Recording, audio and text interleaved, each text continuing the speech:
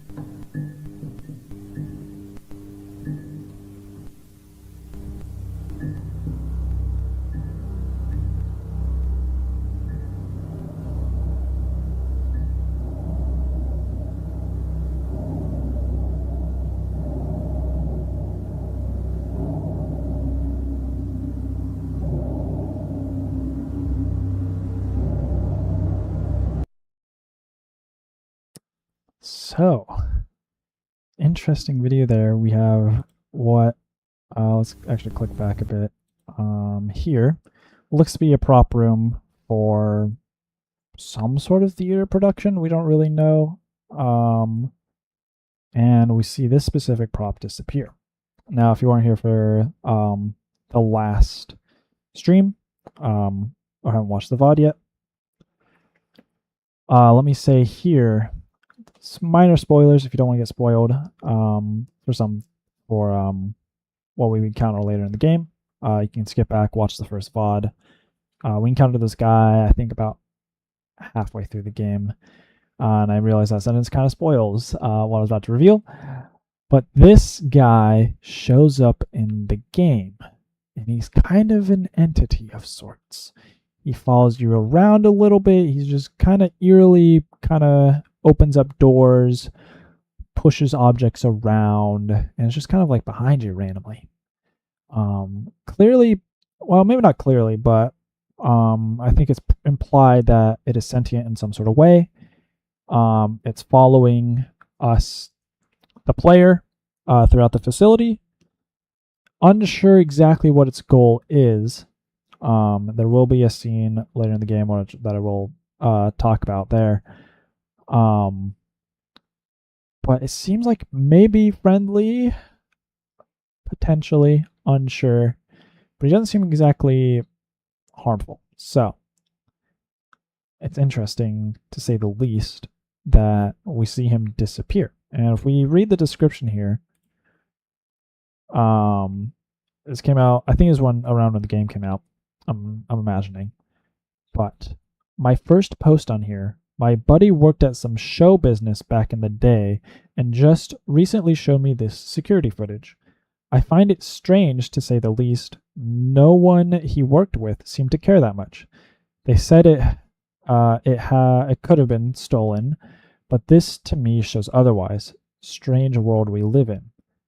And I think it's pretty obvious, because we encounter this guy later in the game, that this prop, this creature, this inanimate object, no-clipped into the back rooms. So it is pretty interesting. I just want to open up with that. I want to, because at the end of, I'm going to switch this. There we go. At the end of every game that I do in the Saka game series, I'm going to do a YouTube video on it, kind of recapping how 100%ing it kind of went. Since this game doesn't really have like difficulty or collectibles or a lot of like extra secret stuff, that's more like, I guess you call it like official. The secret stuff is buried a little bit deeper as like most of the lore in the backrooms. So I think with my video I want to explore that a bit more. Either way, I think it's time to jump into it. Let's get that other ending, the first ending that we missed the last time. Let's kind of roll right into it. All right. So, interestingly enough, we saw that video was in 2005, but the footage here and is we're rolling. 1988. All right, you ready? I think so. All right, you know what, mic's already in. Yeah, I know. I'm waiting on you. Alright, so last time I kind of just rushed through. This is clearly like the corporate building that we later find out is called, the corporation is called MagSafe. This is clearly the building that they have entering what would you call it, the gateway. I didn't really explore this much, so let's actually kind of take a look here and see what we have. I've got no video and audio recording without permission, seems pretty obvious. We have doorway to a hallway that we can't enter. We have some gas masks, some what do you call these, hazmat suits, briefcase, more hazmat gear, and yeah, some interesting stuff here. We have this fire exit that presumably we also cannot exit. And our homie is ditching us because we were taking too Okay. long. Testing. 1 2 1 2. Mic check. This is Newman. Can you hear me? Oh, Loud and clear. there is an invisible wall here. I was wondering if I could explore, but we have this guy back here. I'm gonna watch him, and he probably will just disappear behind that wall. What do we have? Looks like we have some office equipment. And then this guy's looking at a blueprint, presumably a map of the back rooms. And then we have this hallway here we can enter. This is, and this is the gateway. Oh, I didn't realize this last time. I did not look backwards last time. They closed the door on you. Oh, looks like they have vents. It's interesting. And then we pass the threshold. Take your time, huh? Yeah. What's the rush anyway? I did not hear that dialogue Well, last the other time. guys have been waiting up there for about 30 minutes. We had to go. Yeah. Of course. That's their problem. We got some tripods, and again, you hear the music kicking. I love the sound design of this game. They did a great job of that in the first game, and they continued a great job of it in the second game. And of course, the set design is very, very good as well. Not lazily made, a lot of thought into this. And I'm going to take this intro part very slowly. Last time I kind of rolled right through it. Again, with this So I stream, guess we're going to be recording everything from home. with this Yeah. stream, I want It's to. been Sorry, very they keep normal cutting me that off. They even have the other group record them walking to room 1A and back. I got no information as to why I'm recording, but Sal told me it was very important to keep the camera on and just not stop. I don't understand why they're being so mysterious. Invisible wall here. I doubt there's any secrets here, but just being extra careful here. What was I saying before? Oh, the set design of this game, very, very good. I know there's a lot of kind of almost, I don't want to call them slop backrooms games, but they kind of are sloppy, just like they kind of have these yellow walls and fluorescent lights, and then they kind of spam those all over the place and call it a backrooms game.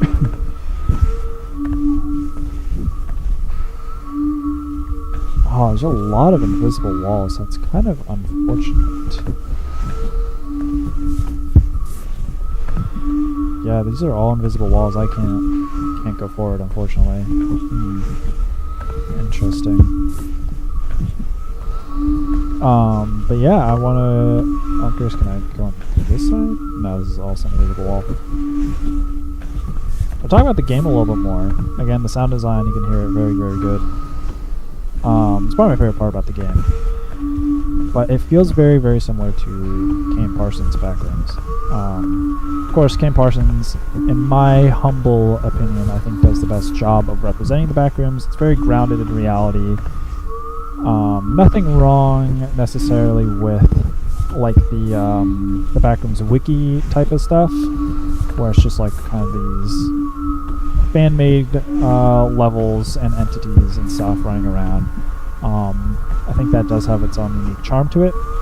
But I think what Kane Parsons does is he grounds it in reality, something that could be real. A corporation gaining hold of a technology. So who's waiting at the controls?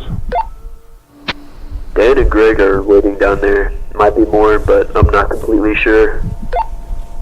I kind of doubt we're going to need any more help, but I don't mind. I guess it would be for maintenance if that's necessary. Sure. Hello Noah, welcome to the stream. Yes, this is actual gameplay. This game looks insane. It's pretty fire. Yeah, again, graphics look great.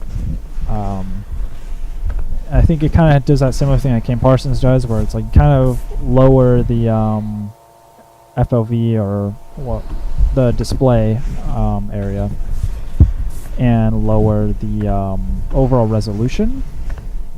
That kind of creates, or it's kind of an easy way to create a realistic, what would you call it, render? Just a realistic looking area.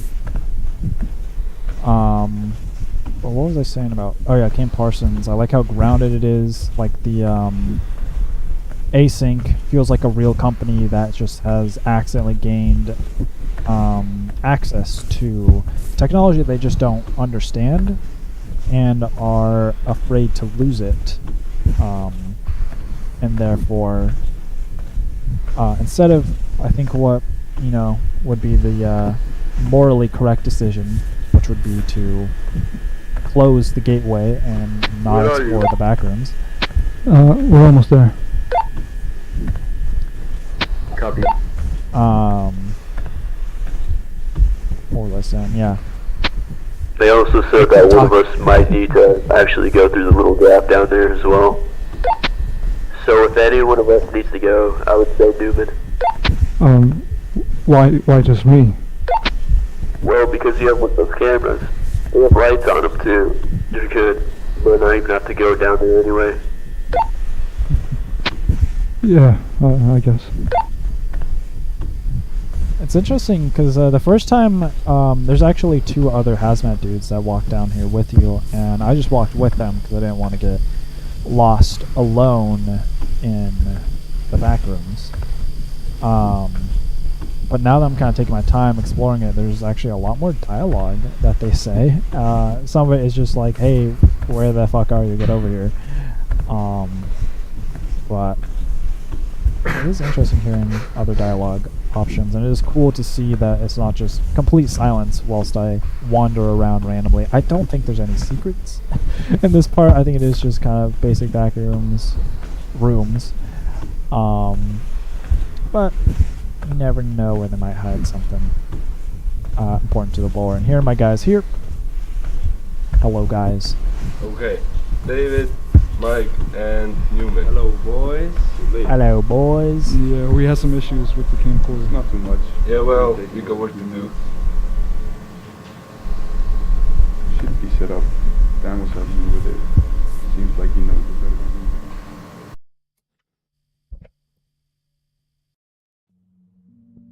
They should be all set up. I never actually controlled this thing before, so this is the first. You'll get the hang of it. Okay, you should have control now. Alright, and now we are in the drone. And here we have an actual date, June 24th, 1988. So, last time I just charged forward. I'm curious if I can go backwards. There is another invisible wall. Unfortunately.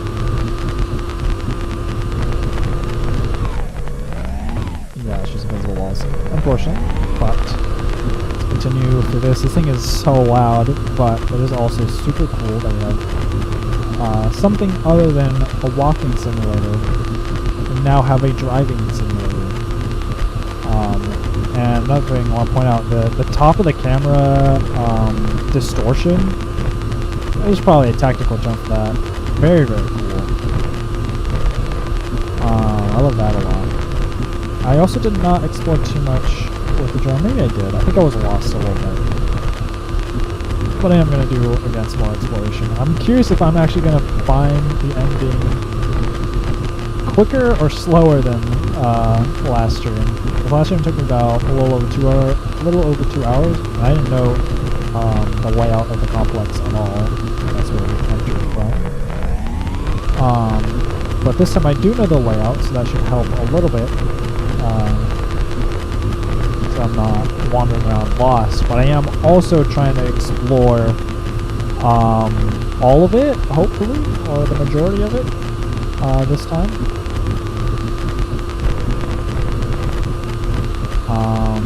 So, entity. Did you guys see that visual entity? If this is a video, I would pause, freeze frame, giant red arrow and red circle, entity spotted. Right. Continue on. Hello, Emily. Welcome to the stream. How much do these hazmat guys get paid? It's, well, let's see here. It's the 90s. Wait, what? It's supposed to reach Um, way further. I'll let these guys talk. You know, I'll just go get it. I remember the way, so. You sure? Yeah, of course. You know, it's not that far. I'll just go get it, bring it back. I'll just bring it back. No big deal.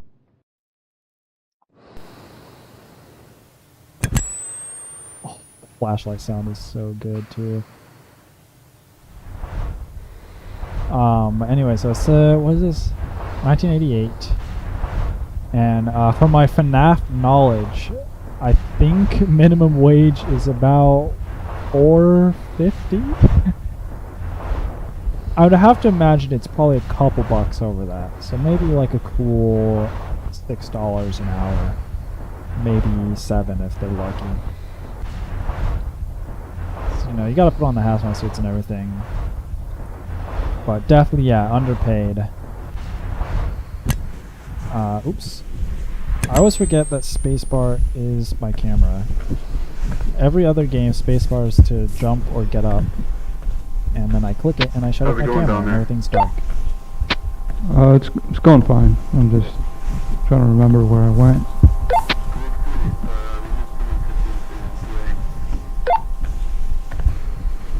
Okay, I'll be there in a minute. It feels kind of weird being in this part. I mean, it's just no one's ever been here before.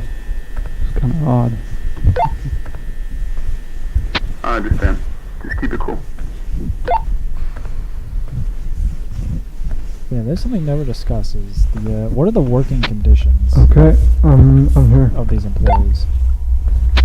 Wait, Where'd it go? the rover, it's gone. What? It's not here. Wait, what? Are you sure you're in the right place? It's yeah, it's the right place, but it's definitely not here. That makes some sense. Hold on, I'm gonna go a little bit further.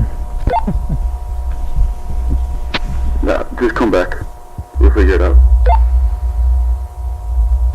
No, I can find it, but I mean, it has to be here. Has to be around There's here no way it could somewhere. just disappear. Nuh-uh. It's impossible. Alright, just be quick. There's nothing else down here that we know of. Okay, so this is the room I did not go into last time, and it is, as I thought, empty.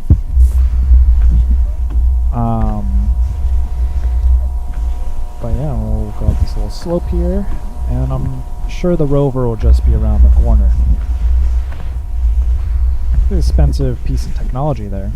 Probably one of the first ever drones ever, I would imagine.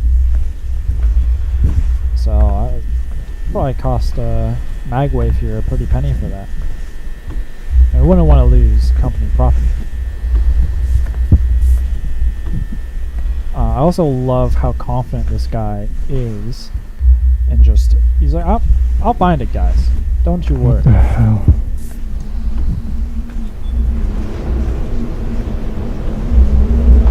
Now, this part is interesting. It is loud. I'm curious if you guys will be able to hear me very clearly. But, like, what is this? Because I don't know if it's the fuzziness of the camera, but Rick, it looks you like feel that? there's wind rushing by. I think this there's an earthquake going on. void. What? I don't feel anything. Everything's shaking, man. You can't feel that?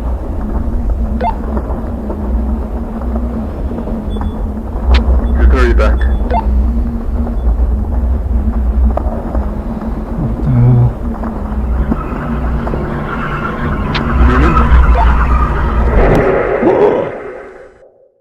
Uh-oh.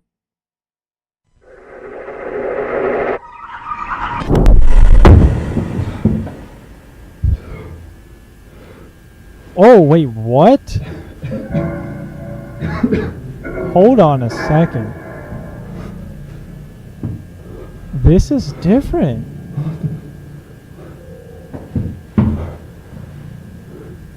Oh, wait a second. There's more to this game than I thought. Guys, can you hear me? Does anyone copy? Please. Hello? How the fuck did that even happen? Fuck. Thank you, Way. Appreciate the support. This is different. Last time we no-clipped into a liminal Chili's looking area. Now we're just in what looks to be more of the main backrooms level. Wow. So there is some randomness to this?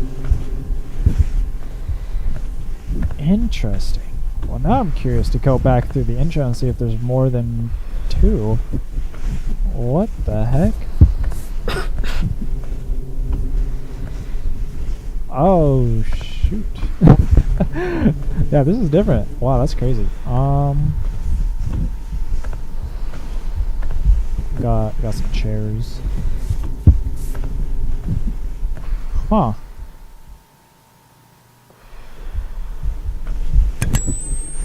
Okay. Wow, this is different. Wow, this is piqued my interest quite a bit.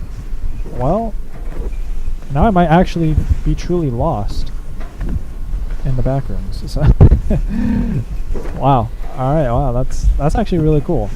I thought it would just be going through the same map again. They've changed it up, and I'm curious if the whole game is different, or if it's just maybe this first level.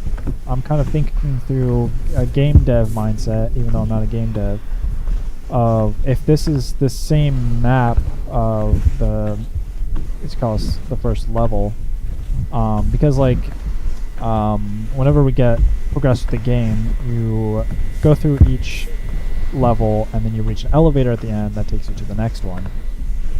And I'm curious if this is just plopping me in a different section of that same first level, or if this is just a completely different first level.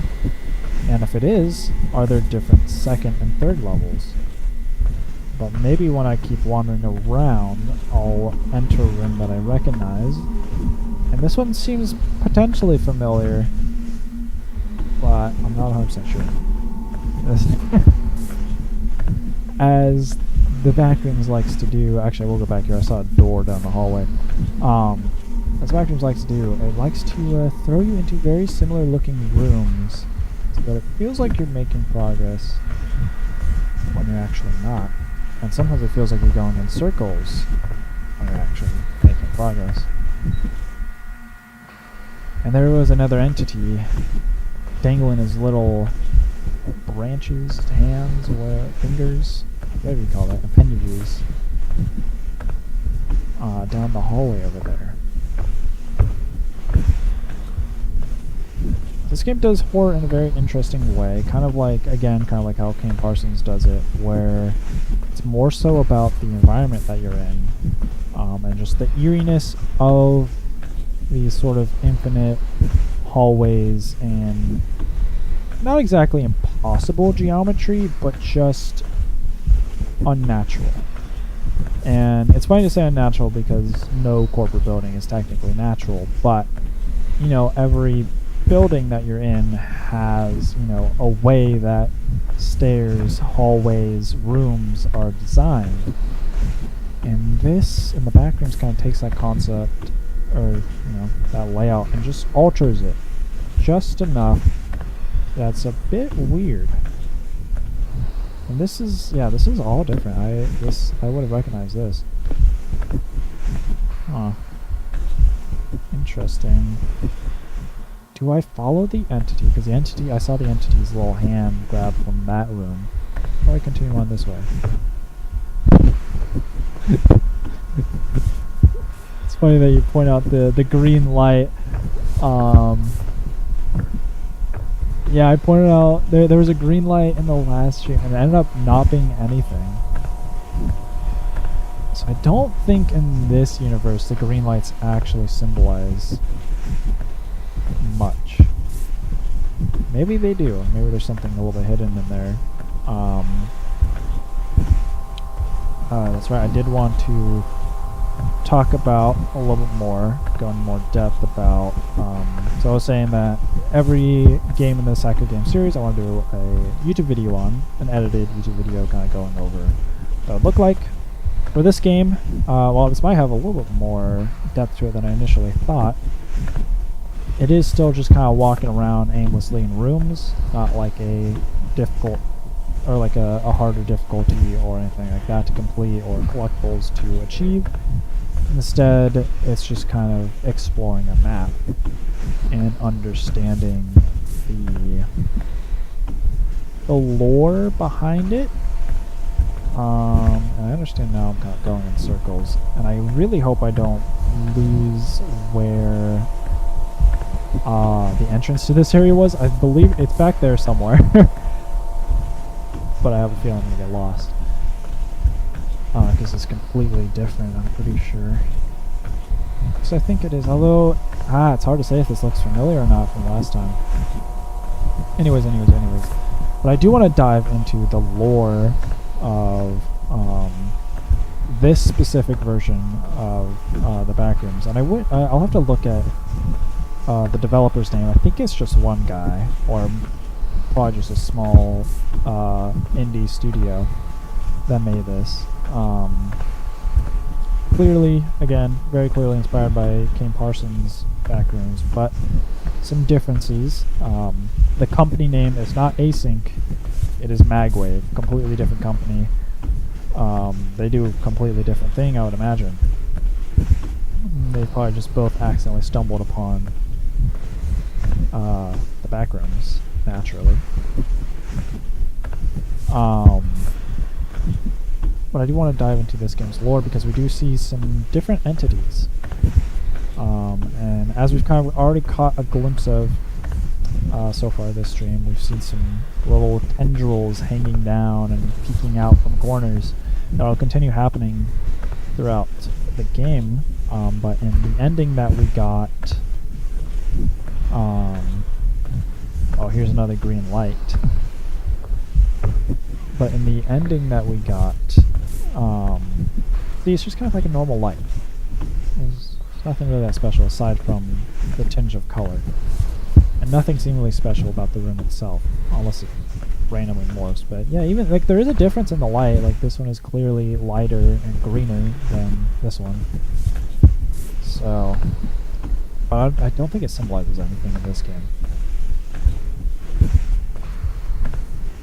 But, what was I saying? Oh yes, the entities. So the first one that we've already kind of seen very much resembles the bacteria entity of Kane Parsons' series, specifically in Found Footage 1, Found Footage 2, and Falls. This looks like a new room over here. I was going to go back to the other room, but man, this place is... This first level is actually massive. It's crazy. And this is definitely a new room as well. This looks like more like an open office space. And the music is kicking in. The ambiance. But yeah, so it's a very similar monster, or entity, or creature, whatever you want to call it, to Kane Parsons' Bacterium. But it looks a little different. I think it more so resembles like branches of a plant or tree rather than like strings of black mold and bacteria and stuff. I guess it's a mold monster, not bacteria. But and we got a washing machine. How interesting. I sure hope no monster takes advantage of me right now. And it doesn't. The monsters in here are not horny. Write that down. But yeah, I think it resembles more of a plant-like being than, I'm gonna go over here, than the bacteria / mold. But clearly heavily inspired by that. And then the second entity, which I showed the video of. Oh, that is awful. It's an awful noise.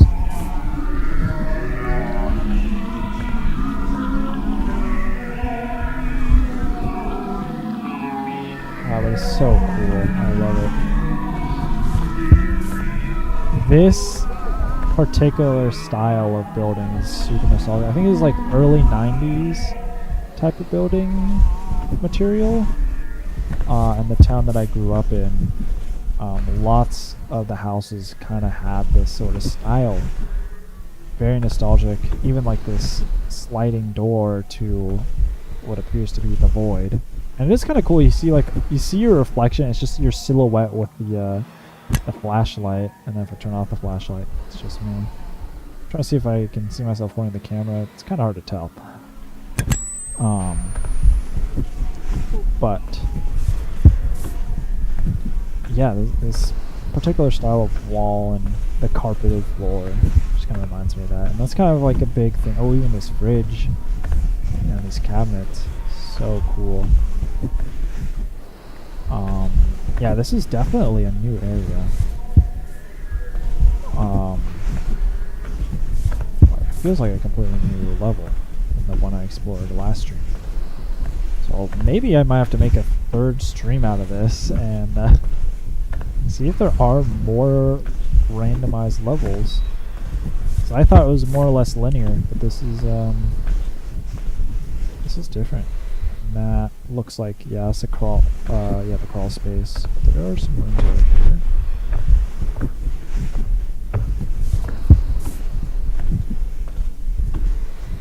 Oh wow.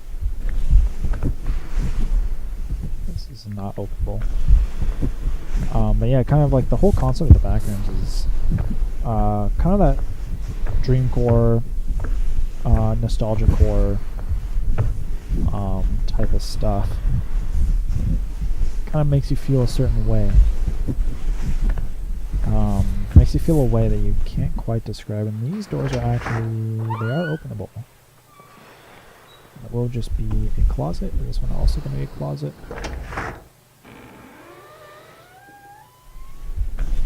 No. Oh, it's just a dark hallway.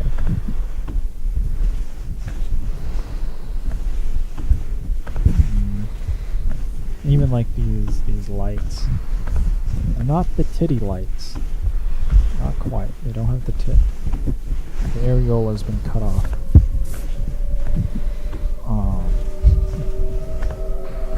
What in the...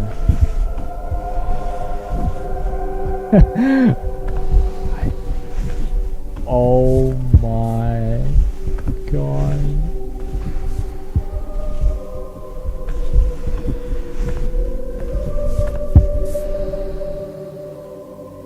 That is haunting. Oh, there's the speaker.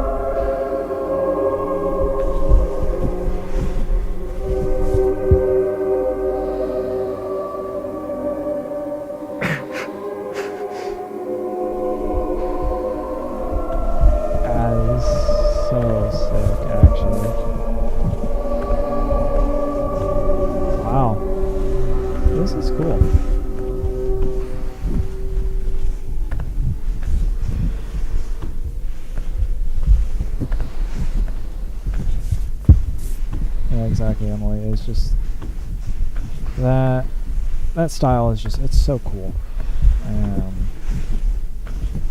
It's just a almost undescribable feeling. It's like if you try to describe a feeling they've never felt before to a person who's never felt feelings before. I tried making a cool backwards movie reference, but I kind of fucked it up. So I don't remember the line off the top of my head. And I truly apologize for that. Oh, this is the stairway down. Okay. Well, we have been kind of just going aimlessly in this direction. I'm tempted to keep going, considering the angelic tunes that have blessed our ears.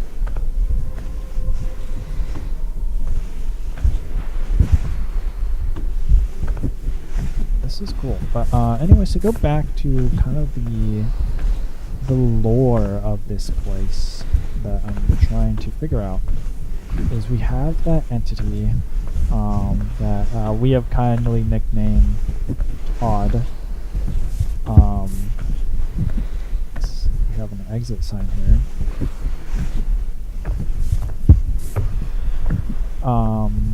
And we just saw that video at the beginning of the stream that I showed, and I'll probably show it at the end as well, of Todd disappearing. And here's some of that black mold I was talking about. But see how, I mean, like, this kind of looks like bark, no? And that's why I feel like this entity in this game is made out of branches or something, and not so much mold slash bacteria slash fungus. That's what it is, fungus, not bacteria. I'm gonna get flamed by all the backrooms knowers. Sorry guys, I'm so uncultured.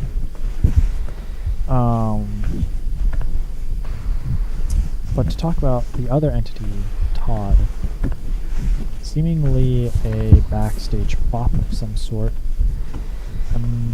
From 2005 too. That video is from 2005, which makes it seem like Backrooms is taking objects and sending them through time. And that might explain why those rooms that we went through, like even though it's 1988 in the game, we saw that in the intro, those rooms that we went through are, I believe, and I'm not an architectural expert here, I believe those are kind of 90s style walls and rooms and stuff. Well, even if you take this wallpaper and these fluorescent lights and everything, the original image that of what started the whole Backrooms, I believe that image was taken in, I want to say 2003. I could be wrong about the exact year, but it is early 2000s, so technically, technically this is also sent back into the past as the Backrooms recreated it. Yeah, there's no way in hell I'm going back to that other area. I'm sorry, that will have to go unexplored. I was expecting us to just explore the old level and just have to go through some new paths. Little did I know we made a whole new area. But anyways, yeah, and I think even in Kane Parsons' Backrooms, this sort of idea that objects and things are kind of thrown into the past or the future, or kind of even just the time warping of being in the Backrooms itself, is maybe played around with. It's kind of theorized that that might be possible in Kane's Backrooms, but I don't think we have any definitive proof of that. I could be wrong. Well, actually, I think we might. I don't know. I'll have to look back at that at a future time. But yeah, it's very interesting how we have these kind of like paranormal fakes. But yeah, to go back to Todd, that entity, clearly an entity. It follows you around, it makes noises. He'll probably follow us at some point. I think he shows up in the later levels. Makes a little clang behind you and shows up ominously in the doorway.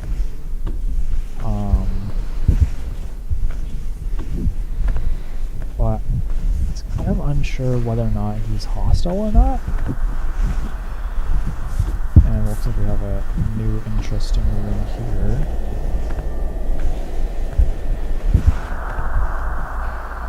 So it looks like some of the ceiling tiles are out. It kind of looks like there's just a void above us, but it's hard to tell. And we have this very interesting table. It looks like it's been kind of off-center. An interesting thing about, again, like Kane Parsons' background in this one, is objects are clearly like taken from the outside world and then placed back inside the backgrounds, recreated, whatever. Some of these, like that sofa back there, looks like a normal old sofa. There's a lot of chairs that look like normal old chairs. Excuse me, a lot of structures that just kind of, or like furniture and whatever, objects that just look like they were just plucked straight out of reality. The overworld, or whatever, the real world. But some objects are very clearly clipped into the wall, or their sizes are shrunken or kind of blown out of proportion, or just have weird proportions in general. And it's kind of interesting. It's kind of an interesting thought experiment to kind of decipher what causes that and why certain objects look normal and why other ones aren't. Kane tries to explain it in the movie, at least it seems to be the more prose explanation, is that as you head deeper into the backrooms does have different levels, and as you go deeper into those levels, the backrooms kind of misremembers objects and people and things and messes up the details more and more.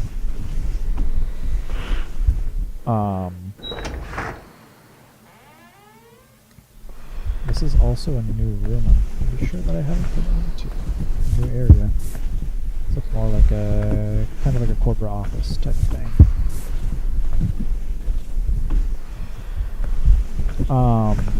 But anyways, yeah.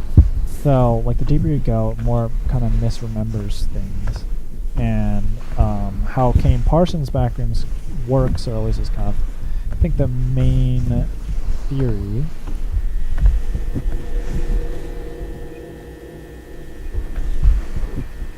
Mark L. Interesting. Curious if that name will show up again. I don't remember a Mark L, but I don't think I was paying enough attention before. But that is interesting. We have some of these old school called CRT TVs. I used to, dude, when I was in elementary school, oh my god, we're back here? Question mark? Oh wow, we made the largest circle possible. Wait a second. Hold up.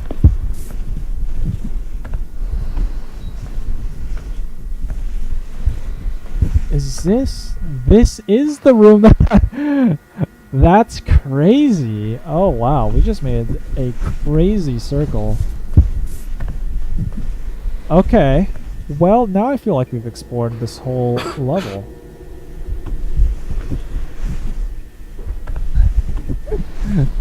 Keachin asks, is it okay if he takes a shower? I'm just feeling a little dirty sitting in my chair for a week straight waiting for the next stream. You know what? I'll allow you a 5-minute rinse off. No soap. Just water.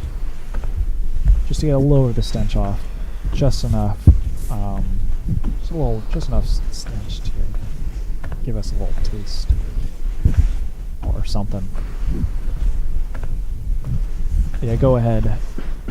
You can leave. I guess. It sounds like you just hate the stream.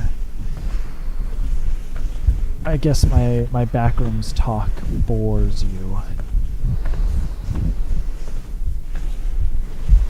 Now we're just going in fucking circles. No, it's happening again.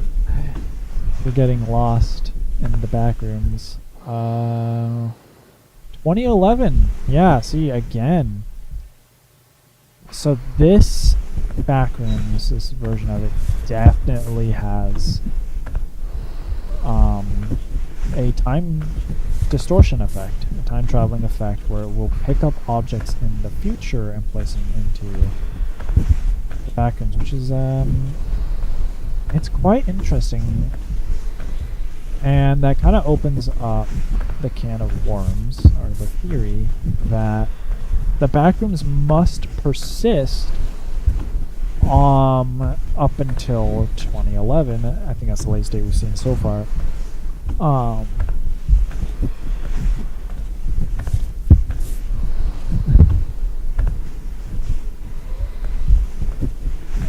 But what was I saying? Yeah, so Backrooms has persisted to at least 2011.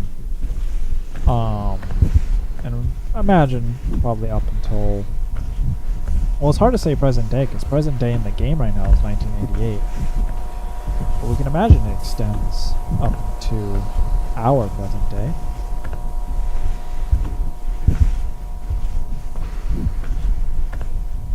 Yeah, I mean, it's just interesting. Time travel has always intrigued me in shows and movies and stuff, and media. However, I feel like once you introduce time travel, it makes everything a little wonky. And you get paradoxes, you get just things that don't quite make sense. But I guess the Backrooms, the whole point of them is to not make sense. So, but it is interesting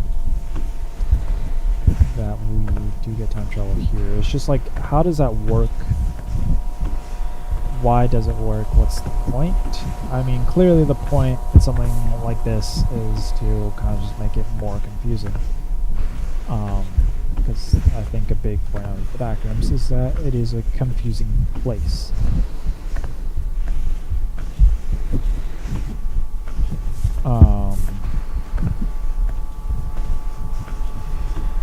But I'm trying to think of like how that could work in. But you know, my theory would be that clearly the complex exists up until 2011, because clearly it's, if it works how it works in Kane Parsons, and I don't think I actually explained the theory of it before I got distracted by something else. But the Kane Parsons Backrooms theory is that it is a MRI machine, essentially, or at least works kind of like an MRI machine. And how an MRI machine works, which is, this is my unprofessional knowledge of it, is it scans whatever is placed inside the MRI machine and then attempts to recreate what it has scanned. So usually MRI scan is like your, you know, internals, your bones, your intestines, your flesh, whatever, medical stuff. Oh, we've been in this hallway. Okay, now we are officially walking in circles. Wow, we need to find our way out of here. So this is definitely a completely different level than the other one, because I haven't seen any rooms that I recognize from before, and I feel like we've explored just about everything here, since we're now repeating through the same rooms. Okay, I'm gonna try to speedrun my way to finding an exit. Cue the speedrunning music. Do do do do do. I need Dream. Where's Dream at?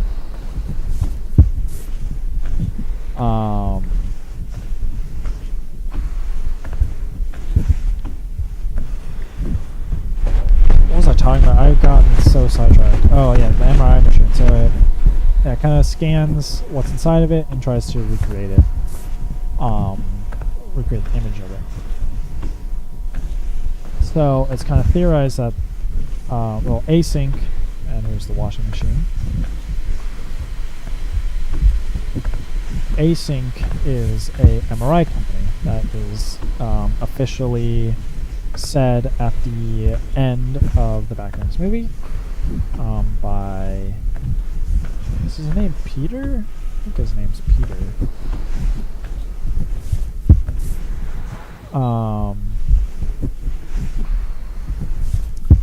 Could be wrong about that. The scientist dude. And so it's kind of theorized that when we see like the lights flicker in Clark's furniture store, the Ottoman Empire, that's when the Backrooms is scanning his furniture store, and then you see the furniture get recreated in the Backrooms near his store. Or I guess it's technically in his store.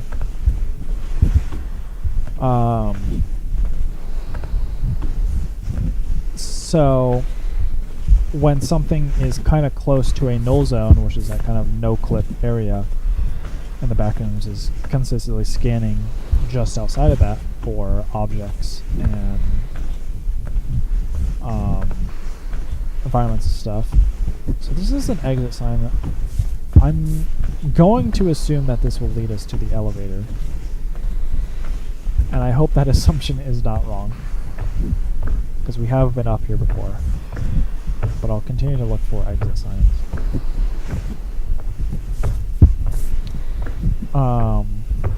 But the more the Backrooms kind of scans an area, the more accurate of a or like a more accurate representation, I guess, yeah, of the structure that it recreates. And that's why we see kind of at the end of the movie when Pirate Clark is chasing Mary, that the store, the recreation of the Ottoman Empire furniture store, is so accurate to the point where Mary herself even thinks it's real and tries to leave, but then realizes, oh wait, it is all encased inside of the complex, the Backrooms.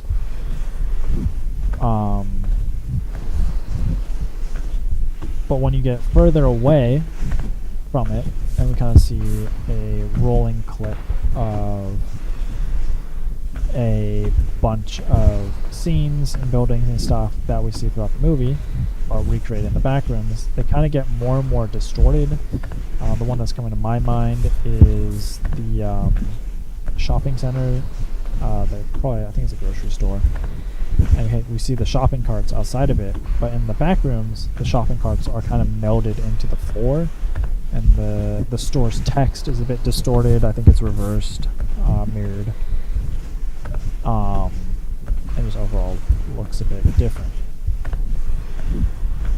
I'm hoping my talking is entertaining enough, because what's going on screen is me walking in circles, and I'm not seeing another exit sign. This kind of sucks that this is a new area, because now I have no idea where the fuck to go. I don't think I've fully explored this part of it.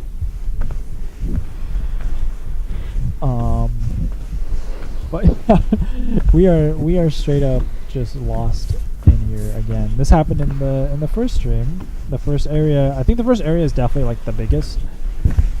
I think it's to truly get like a sense of scale.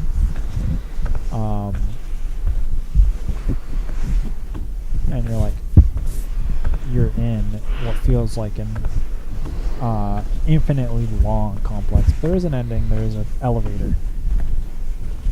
Fucking somewhere. Where that is, we might not find out. Before I lose my mind, it's been an hour. It has been an hour we have been in here. What we should be looking out for, and for you guys in the chat to start screaming at me if I miss it, is a red light. I think that's been the constant, is that there's always been a red light near the elevator room, or even usually it's in the elevator room. You can see like the light in the distance. So if you guys see a red light in the distance, and I don't see it, spam the fuck out of the chat because I want to move on to the next level before I go insane.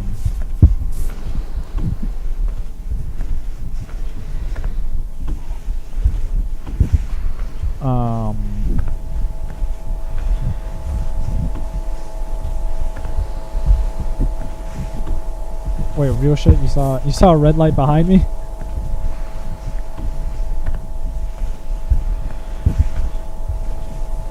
Hold on.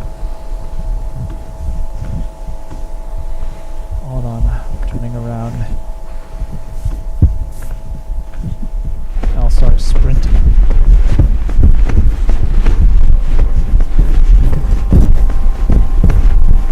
Alright, which direction was it in? A big ass room.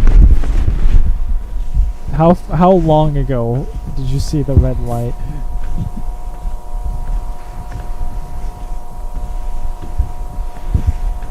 Oh, you're trolling me. Don't tell me you're trolling me. I'm gonna ban you from my chat if you're trolling me. I hate you. You're banned. I'm banning you. You'll never speak again in this place.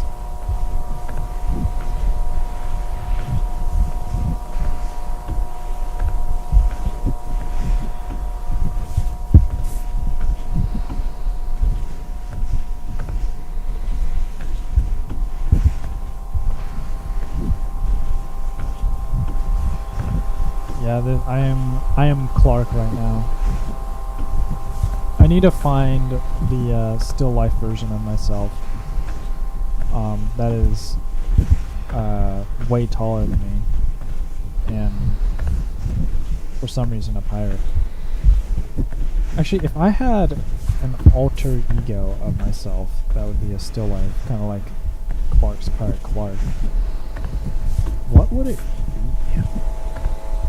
I mean, I feel like one of the more obvious answers is like a potato version of myself, since all of my online stuff is potato related. But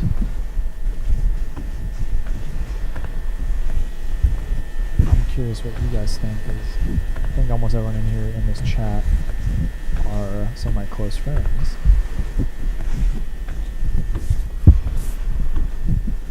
Oh my god, it's Chris. What's up, Chris? How's it going? Goo goo gaga indeed. Welcome to the stream. What is my furniture store mascot Sona? I've always wanted a mascot Sona. I guess like if I'm going to actually make a dent in the creator space, I need some sort of persona.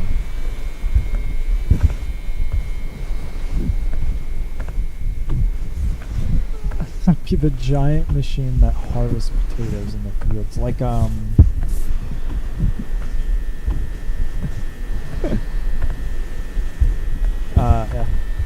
Thanks for stopping by, Chris. I hope your late night dissociation goes well, and it's good for you. I hope it's good for you.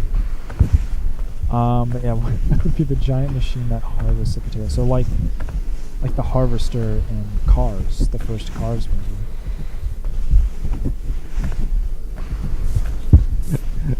Like Technoblade.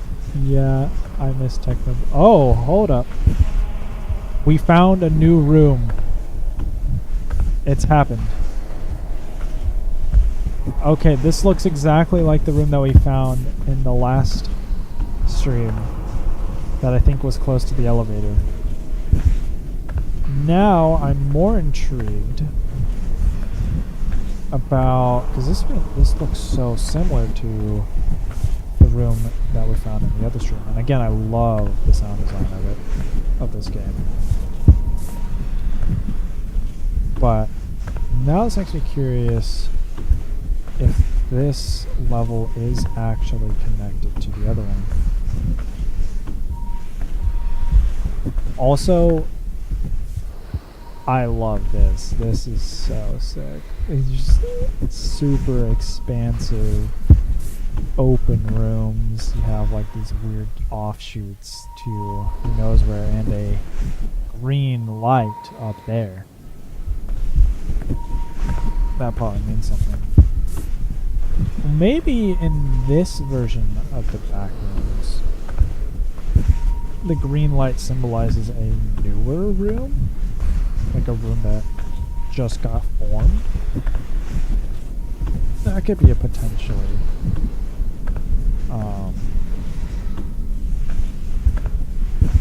a good theory there.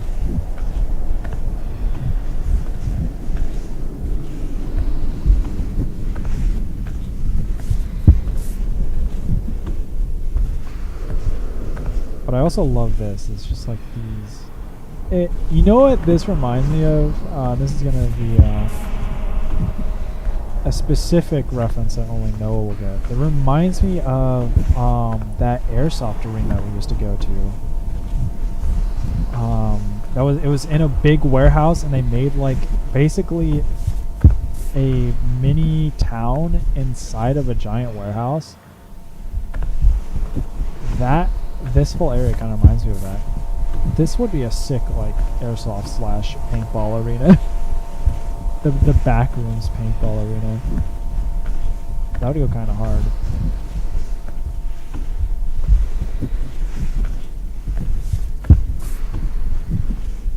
Game pod, yeah.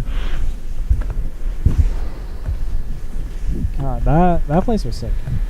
Dude, it's been so long since we've been airsofting. I think it was like early high school was the last time I went.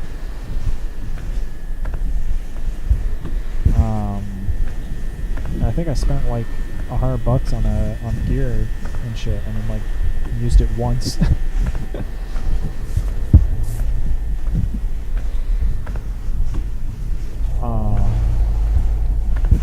That was an ominous note.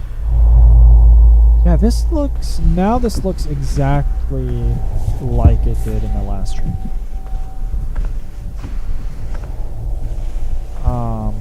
Oh, entity. That one actually got me. Oh, I forgot that an entity shows up here. Does a little peek around the corner.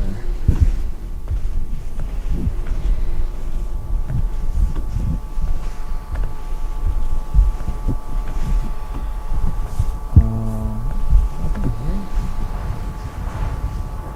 Oh, I don't want to crawl.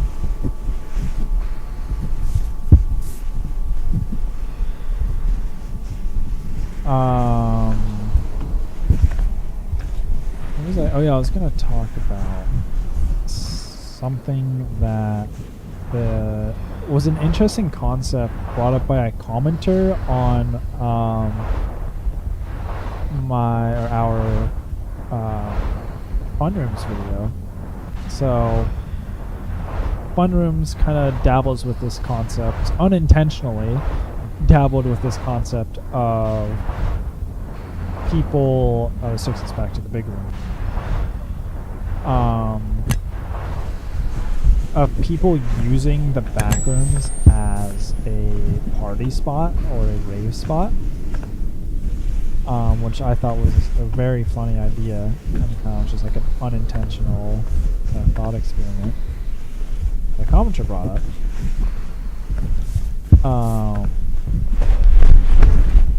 And now that kind of piques my interest if we could use the backrooms for other activities, such as a paintball arena.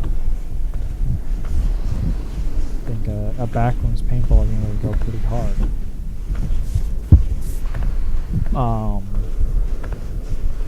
Just an infinite space for whatever you want. You have like different maps with the different levels and stuff. It'd be pretty cool, but I'm curious what you guys would use the backrooms for. That could be recreational purposes or even utility purposes. Like for example, I mean, in Kane Parsons' backrooms, there's a short video that he posted, which was Async's kind of like concept art slash, I guess, like video of what the backrooms could be used for. I think I'm backtracking, by the way. I'm definitely backtracking a bit. I'm gonna go over here a little bit more, but I'm going to turn around soon. But the original use case for the backrooms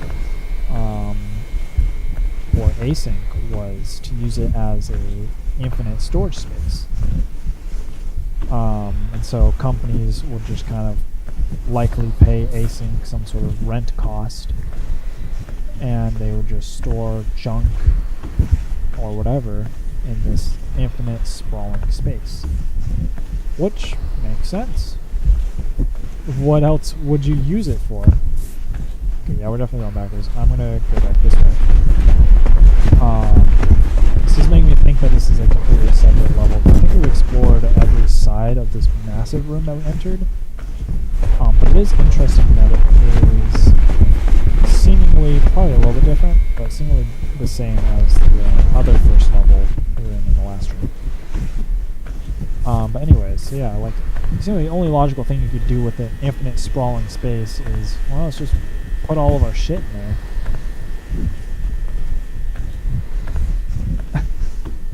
You would dig for oil. That could be interesting, because we haven't really seen a digging operation in the back rooms, even in like Kane Parsons. In Kane Parsons, Everything Must Go, the end credit scene, and now it is on YouTube. They, funnily enough, uploaded that. Kane uploaded that to YouTube, I think about 15 minutes after I ended my stream last week. I thought that was really hilarious. But in the Everything Must Go video, it follows a team of researchers from Async, and at one point they decide to just say fuck it, and they just carve a hole into one of the walls. It's just like a little bump. Interesting. And they carve a hole into one of the rooms, and they find another room on the other side of it. Which has always been something like I've kind of thought about. Is like, are these walls indestructible, like unnaturally indestructible, or are they made of actual materials that you can kind of punch through? Well, it turns out they are made of materials that you can just punch through.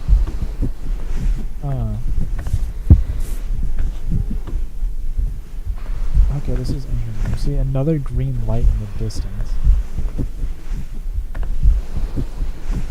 And this looks like we have that kind of fungal material branching out. So my tree branch slash plant entity theory actively being disproven in front of our eyes. Maybe it is just a straight up copy of Kane's bacterium. This is ominous.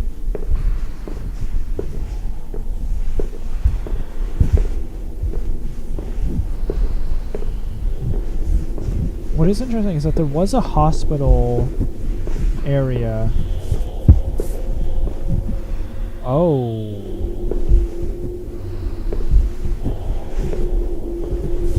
Well, I gotta check out this.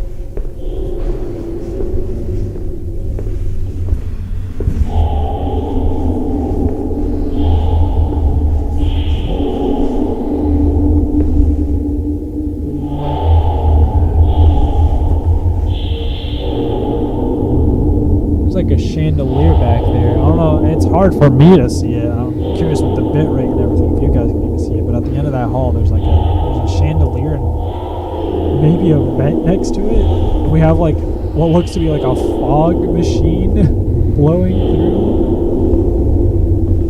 That is strange. And then we have, of course, the haunting noises. Emily has actually been to the bathrooms. While I was unemployed and had nothing better to do, I'd get baked in the middle of the day and wander the suburbs listening to a Dreamcore playlist. That is like 100% true unemployed behavior, but I love it. I'm curious. You'll have to send me that Dreamcore playlist later. That's so funny.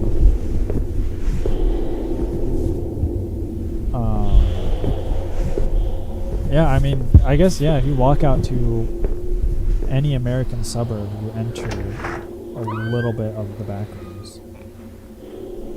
And especially around, the town that we grew up in. That place is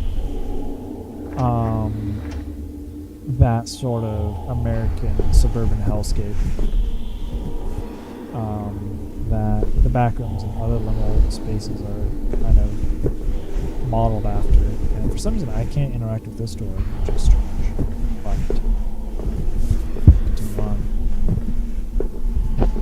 Yeah, it's a great question. Did you see entities? Oops.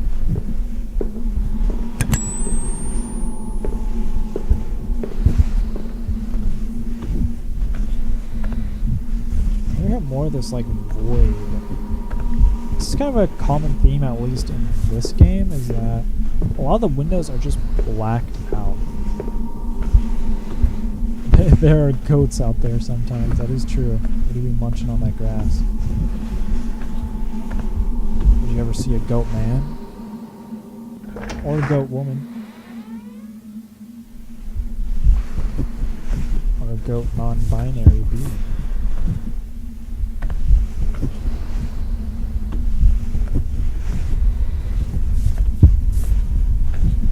Oh! Hey, Todd.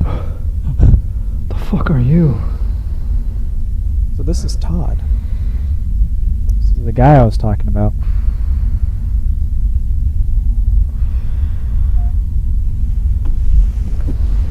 So this is the prop, and he's just fits in this room. His head, I think, is pretty much touching the ceiling, which is really funny.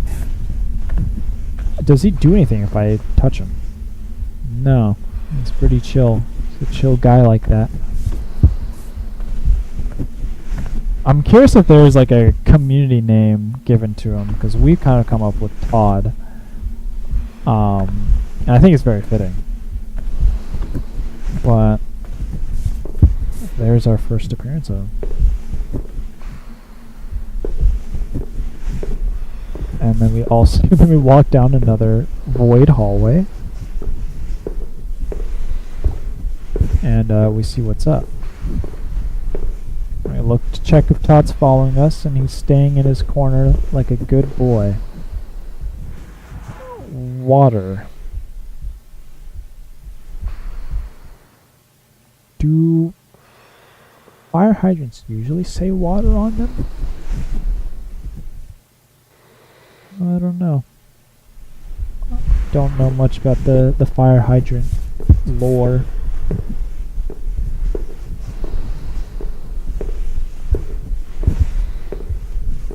Let's continue on over here. So yeah, this I believe this is different than the other one. So this is interesting. This is kind of cool that we are exploring what appears to be a completely new level, and it's also really cool that the dev has put in multiple levels. Like I said, I think maybe at the end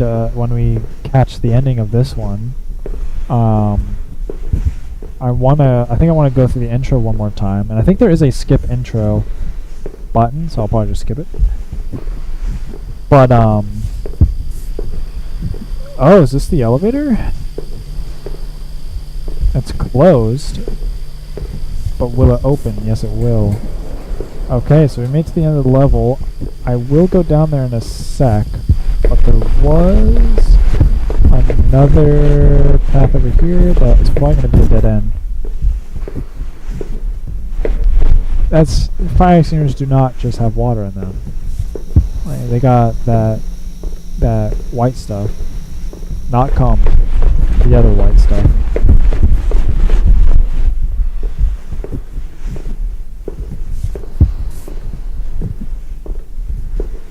Also, I'm tripping, and maybe it is just water.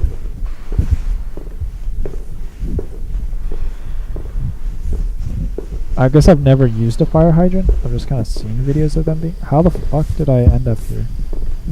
What? Oh, is this just like two? It must just be two different points of the same area. Let's do it. Let's make another circle. Let's make another circle. Yeah, it is. Okay, that makes sense. Because when I came back, I was like, I swear I came from the other side. Okay, so we finally reached the end of the first level, an hour and 20 minutes in. But I think even this lead up, this build up to this elevator is different.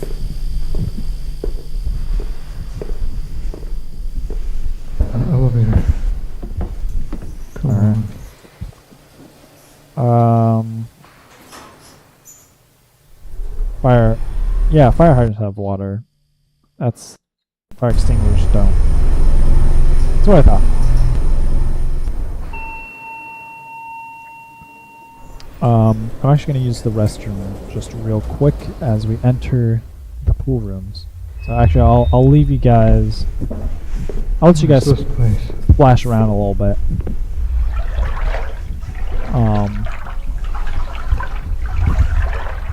But I will be right back.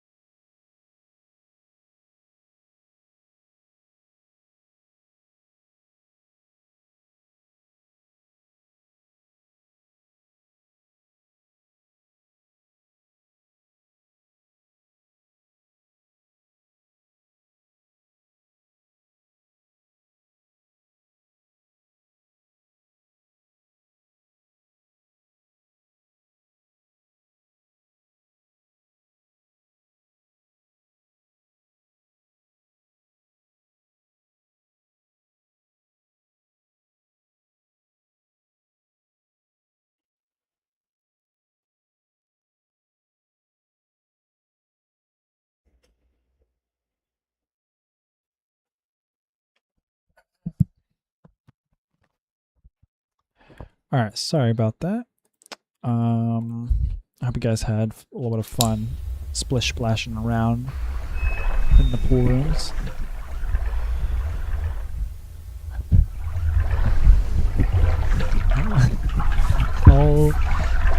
How many kindergartners could you take in a fight? I know that question is directed at Emily, but I will also answer it because, you know, I'm the main focus of attention here, guys. Just pay attention to me. Not anyone else. Anyways, how many kindergartners could I take? Think like waves. Waves of 5 every 30 seconds. Kindergartners, you're thinking about 5 to 6-year-olds. I did not go in here last. So, Last time I did not go in this tunnel. This looks exactly like the pool rooms level that was in the last stream. So maybe it's just the first levels that are a bit different. But how many chemicals could I take? Let's see here. And, oh yes, the whale room. This guy looks exactly like Whalmer. Whalmer, I think is his name, from Pokemon. Big guy.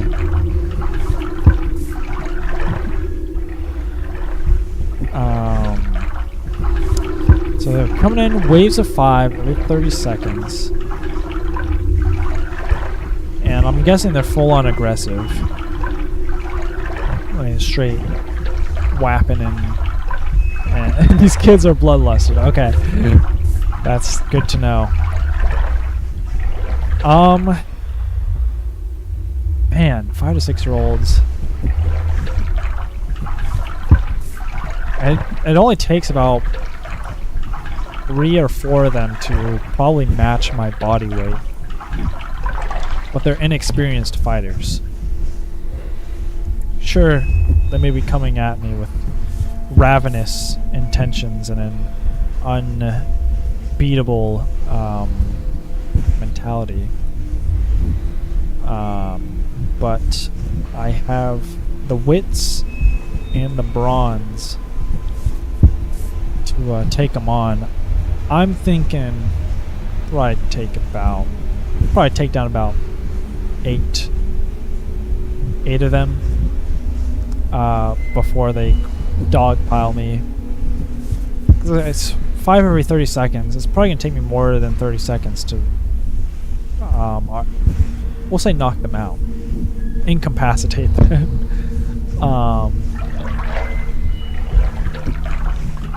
Before yeah, they'll probably take more than 30 seconds. So probably by the 3rd wave I'm gonna get overwhelmed. They'll dogpile me and I'll have nothing to do. They'll probably claw out my eyes, rip out my ears, do whatever they need to do to get at me. But yeah, if they are susceptible to emotional damage, that could be interesting. Can I distract them? Can I whip out Cocomelon on my iPad and hand that out to a few kids? I'll probably distract a few of them. And emotional torment is on the line. What would happen if I showed them an AI generated video of Tung Tung Tahur getting shot in front of them? Because that's like their idol. That would probably rip their morale to shreds. As soon as Triple T is down, like they're out of the fight. I would imagine they're too busy grieving. I fear that as soon as 2 of them get my legs, I'm anchored and dead in the water. Yeah. Once they get a grip of, once they get you down, you're not getting back up. Might be able to start a 6-7 stim, and while they're stuck emoting, we'll get a few. That sounds like a pretty viable strategy.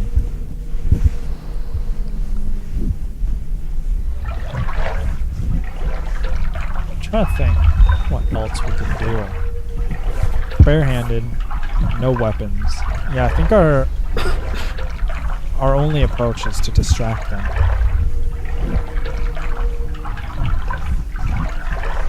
6-7 is a good start. I think we roll up.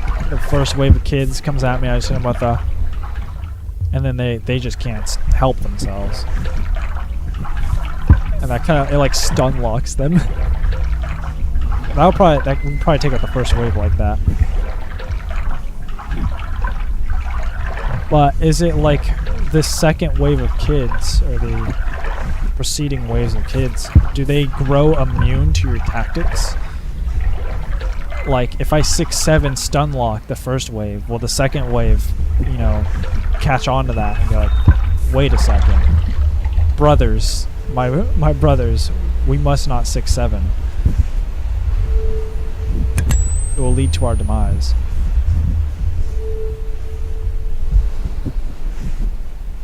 Do I have to find a new emote for them?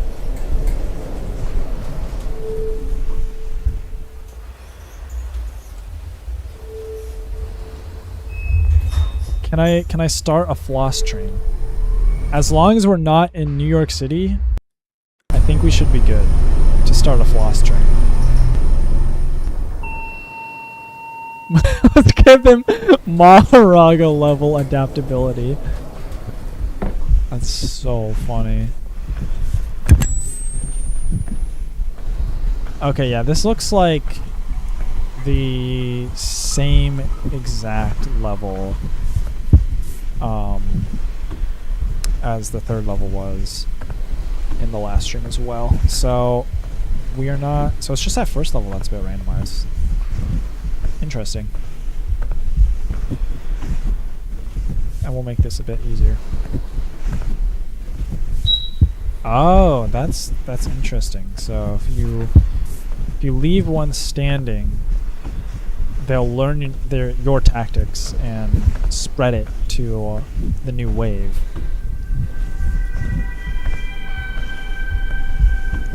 Okay, that makes sense. And if you take all 5 of them out before the next wave spawns in, then you'll be safe.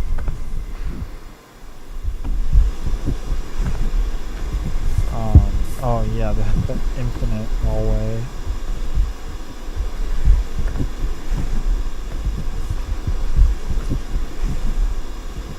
What's this? 14 lives, Desert Storm, and we have... Is that like King Tut's mask? I don't know. Yeah. Is your business Y2K proof? That's a funny headline. I can't make out what that says. AAM? AFM? America's Funniest Movies, maybe? Perhaps? Okay, back to the topic at hand. This is all background. Who gives a shit about this background shit? We need to figure out how we're taking on these kindergartners. So, 5 every 30 seconds. If you take them all out, incapacitate them, then that new wave won't be able to learn of your previous tactic. They'll be fresh, baby-brained kindergartners. However, if one still stands, then that one will teach the others. And they'll be able to pass on that knowledge. So, speed, agility, and smarts is where we're going. Is what we need for this.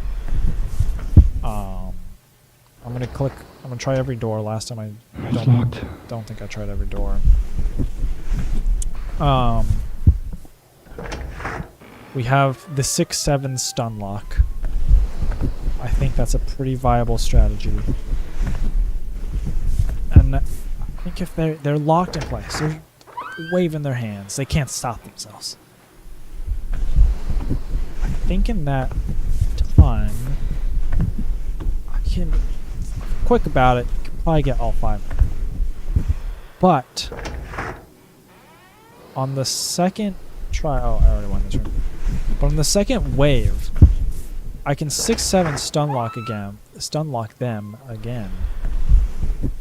But would I be able to take them all on the second go? I'm already winded from the first. Punching kids or dealing with them in any way we have to it gets exhausting over time. I don't think I'd be able to do it on the second go. But I could probably get it down to just 1 or 2. Now we need a new strategy. And are we relying on upper or lower body strength? Yeah, I was kind of imagining myself just straight up rocking these kids. Just like one after the other, Wham! Wham! Wham! Kindergartner onslaught any percent speed run.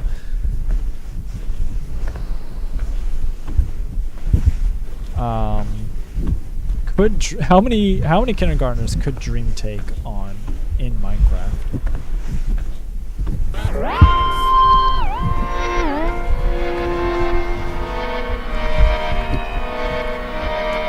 Guys, my favorite song is on. What the fuck?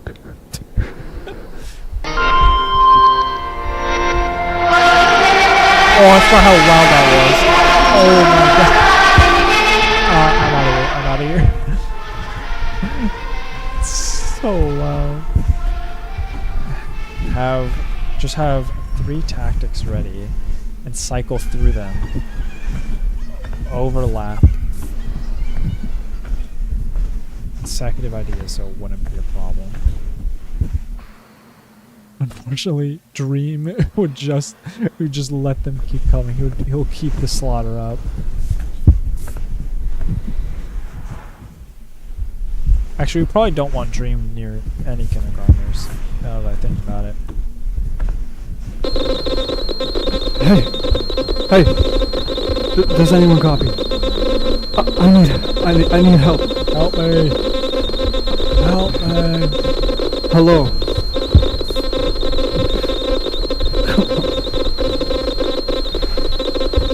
Please. Oh. No. No. So what is interesting, back to the backrooms content here at hand, is something is contacting our radio, because that happens multiple times throughout the playthrough.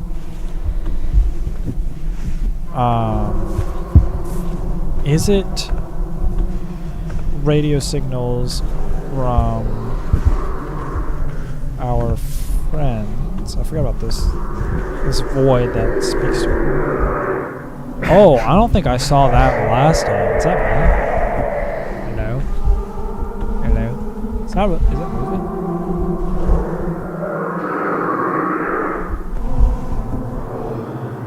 I don't think that's me.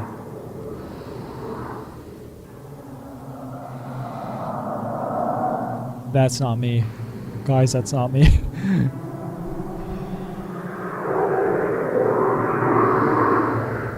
There's something moving around back there. I hope you guys can see it.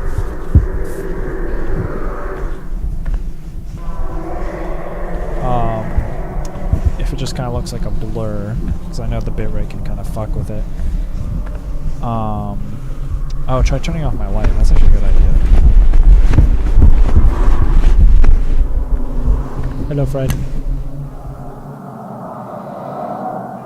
He's still there, I think.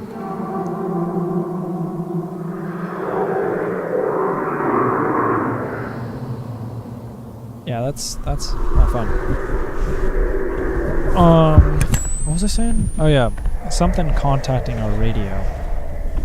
Could be our friends, or could be an entity. I don't know.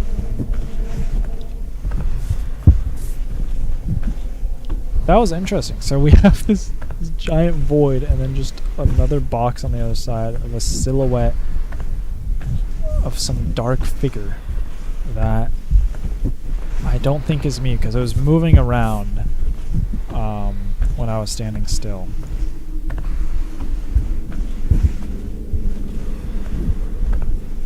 And there's also weird noises coming from it.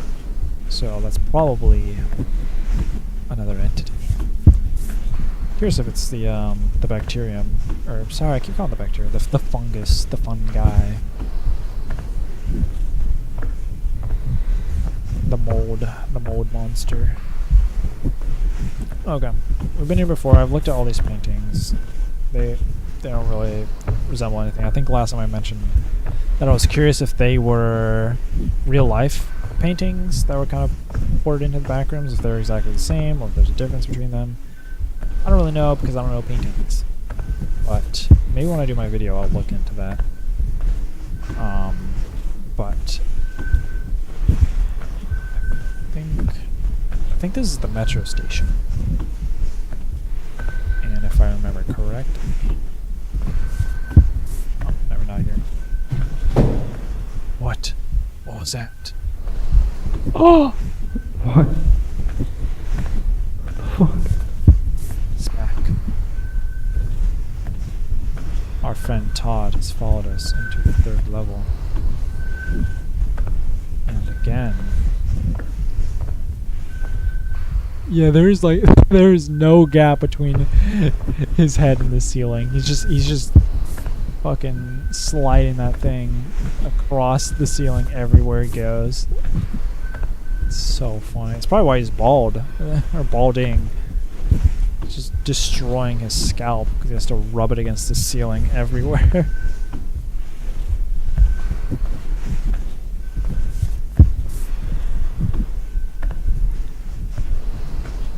I wonder if this game will have similar time distortion to King Parsons lore, where that dude was missing for 2 months. Yeah. I mean, I don't know if you were at the beginning of the stream, but we had... we watched the video, because there's a video that you unlock. I'll go into the metro whilst I talk about it. But there's a video that you unlock after the ending that we got, which shows Todd's origin story, I guess you could say. And that video is actually from 2005. Yet this game, and we clearly see him, is set in 1988. And then we have a second instance of it, where there was a room that we actually went into earlier this stream, that it was some apartments from 2011. Like 2011 was written in like the apartment title. So clearly the back rooms is scanning buildings and now entities.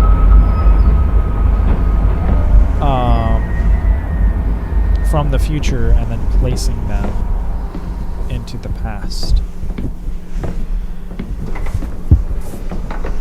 So that's clearly something. We might even get another example of that in here. Potentially.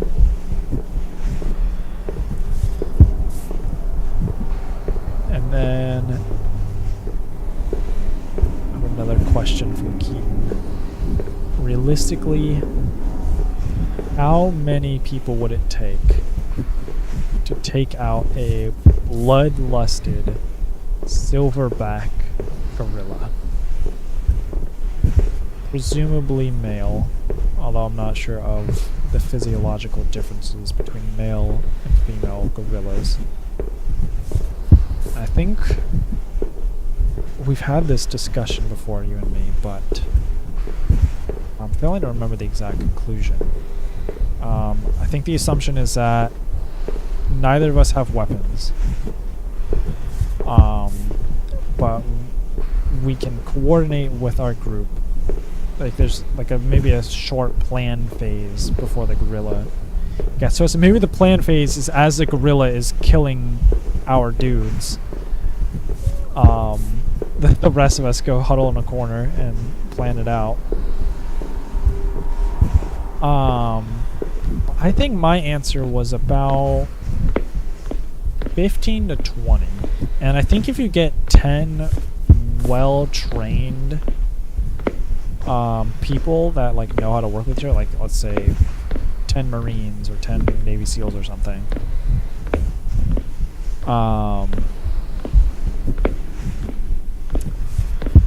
then I think like 10 well-trained people could also probably take down a gorilla, maybe even less if they're real good about it. But let's say 20 average people plucked randomly from across the world. Let's assume that they can all speak the same language, or at least they have some form of communication that they all understand. And oh yes, we're back to this video. So, well, I don't really have any reason to go over here, but we'll just take a little look at it. Wow. The book of Revelation, instead of one great chronological event, one So after we have a another, Catholic priest, and then we have the video of, I believe, the Manhattan Project of the first nuke being dropped in testing is the next video that plays. If you want to go back and watch that, we watched the whole thing in the first stream. Hi, Setiku. Hello, J-Man. How's it going? Welcome to the stream.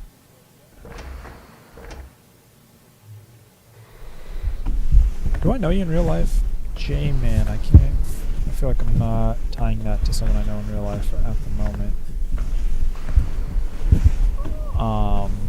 But if I do know you in real life, and I do know your username, I'm very sorry.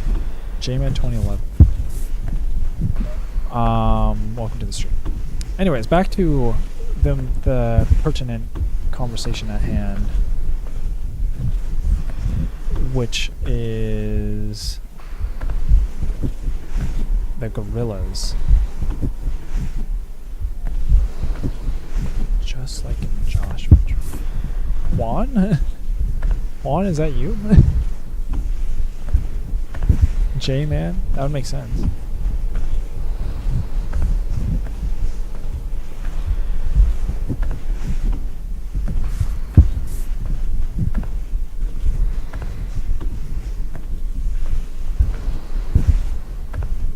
It is Juan. Bro, dude, it's been so long.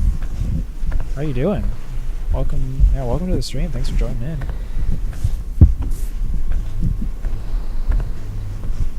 Dude, we need to go camping again.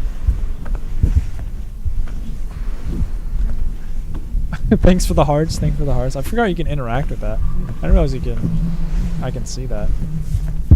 Oh, this room is so creepy. This is probably the scariest room in the game, to be honest. Even though nothing is here, it's awful. If they added mannequins, I don't really have a fear of mannequins, but that would be extra creepy. Markiplier would hate that shit.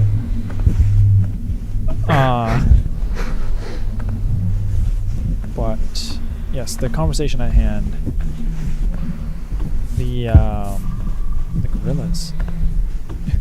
You imagine them pinning the gorilla down like they did with Thanos. Yeah, as long as we don't have God. a Star-Lord messing everything up. Fuck it. Fuck it.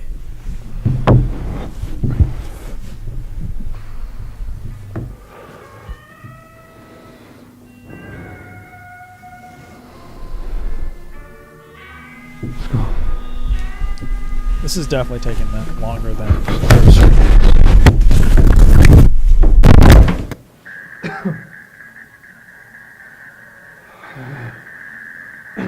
Is this the mall now?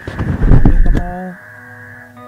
Or I think this might go straight to an elevator that then leads to the mall. And now we get an actual banger song from the backgrounds.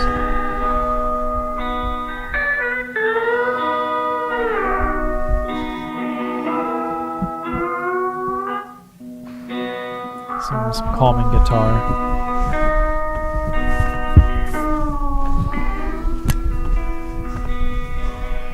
So let's see, really to get those 10 people. They have to be people I know. Okay. So I need some big boys. And then I need a coordinator of the big boys.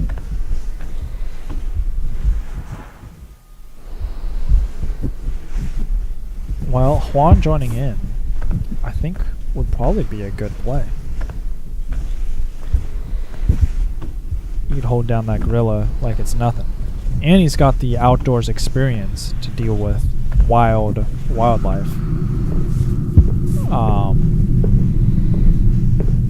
I feel like Juan would know what he's doing. Oh, I don't have to know them personally. Okay, that changes things. Goodbye, Juan. You're off my team. No, I'm kidding. Okay, people that I know. Alright, who are some strong boys out here? Who are some real alphas of the universe?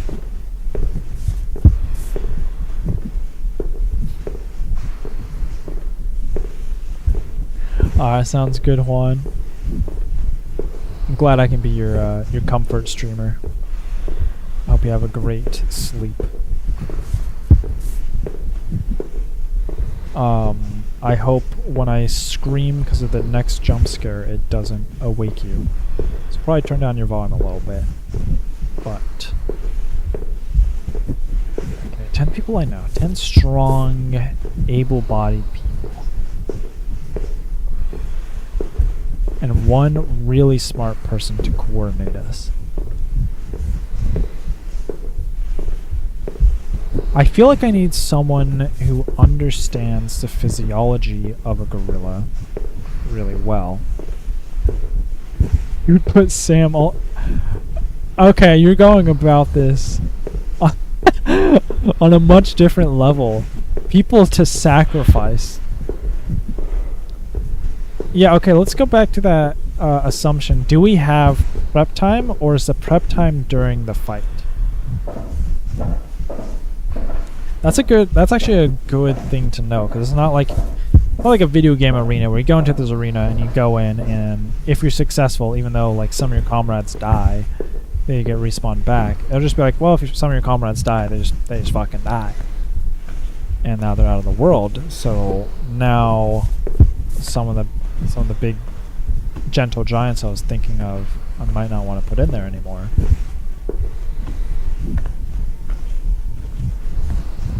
Presumably, I'm assuming I'm one of the 10 people.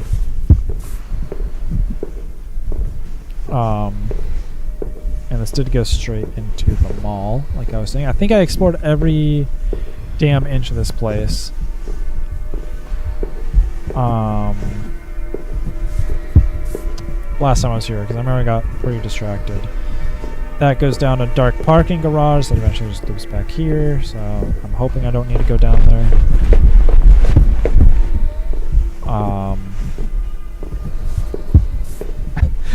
Are we in gorilla territory?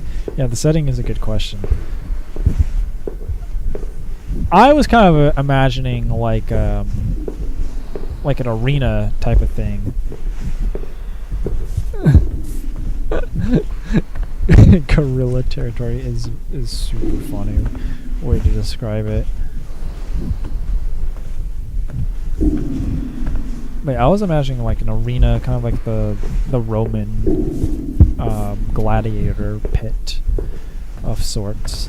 Kind of just this open space where not a lot is happening. But yeah, if we assume a different environment, like we're just plopped down in the African rainforest, just straight up in front of gorilla.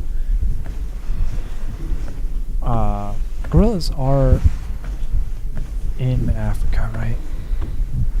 I'm pretty sure I'd imagine that's where they're from. God, now I sound so bigoted. You know what I mean? I think if I'm right about this, hold on. Now I have to look this up so I don't look bad. Here we go. Where do gorillas live? Yeah, where they at? Where are the gorillas at? Ah, yes, the tropical forests of Africa. Alright. Like my team is humanity's last chance. Like what happens if this gorilla wins? Do the gorillas become the dominant species and they just take over all of our land? Is that what we're assuming here? Oh god. Okay. 10 fighters. You know there are two great polls for this? 3 I can think of actually. The Paul brothers, because they are actual boxers and they're piece of shit humans. So if they die in the process, then we don't really lose much. And they have a decent chance against the gorillas. And then the third option I was thinking of was KSI, who's also YouTuber boxer, also kind of an asshole, but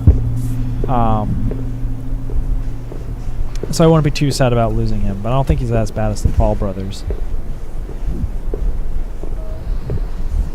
So that's 3 excellent picks right there, I think. Mike Tyson is still alive. That dude might be able to 1v1 a gorilla. This is the gorilla's chosen champion. So this is the strongest gorilla. The Gojo Satoru of gorillas.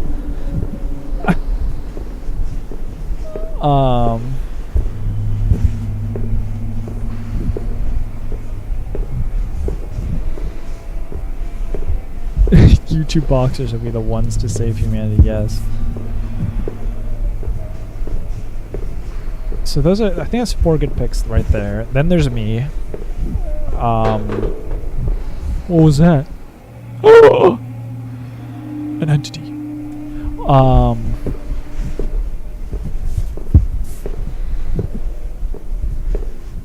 So that's 4 people right there. I think we need a smart coordinator. To really kind of mesh the team together. And I feel like we need some sort of either wildlife expert or a good physicist that would understand the physics behind clamping down on a gorilla and disabling him.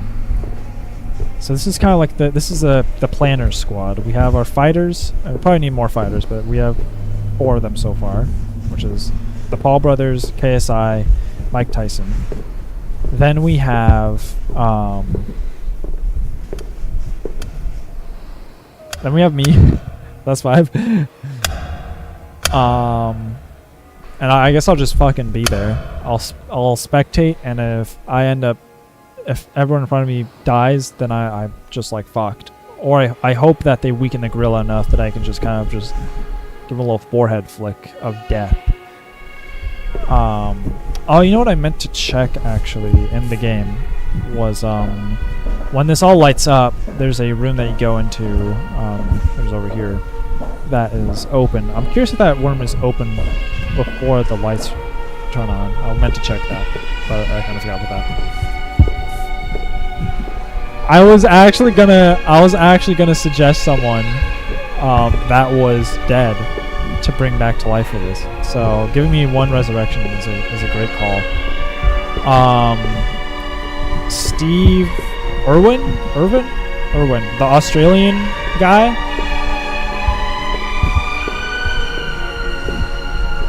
Sorry, this music is loud, but it's also a banger.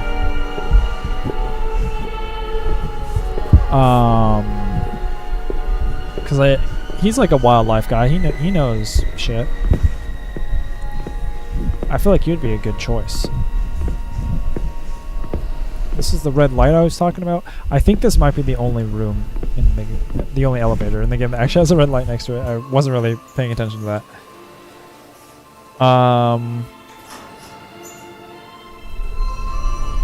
So yeah, Steve Irwin, because he probably knows gorillas.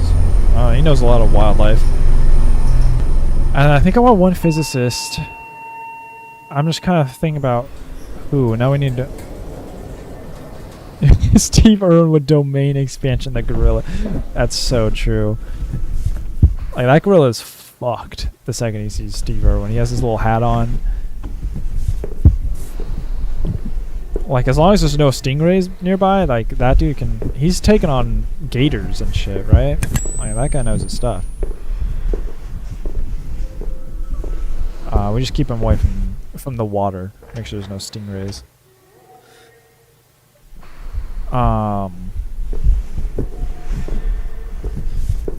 But the physicist.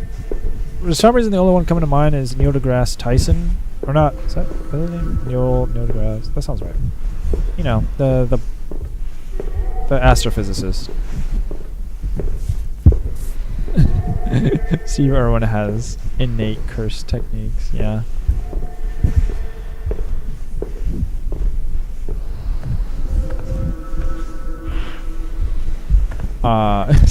Steve Irwin's domain expansion is the fucking Outback.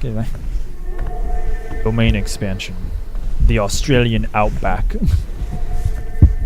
and then you're in the Australian Outback, and then you just fucking like burn to death, or you get like just infested by spiders and snakes.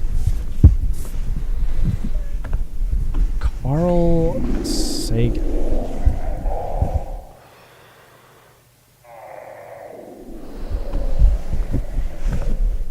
Who is Carl Sagan? Hold up. Now I'm looking up another person. I don't think I know who that is.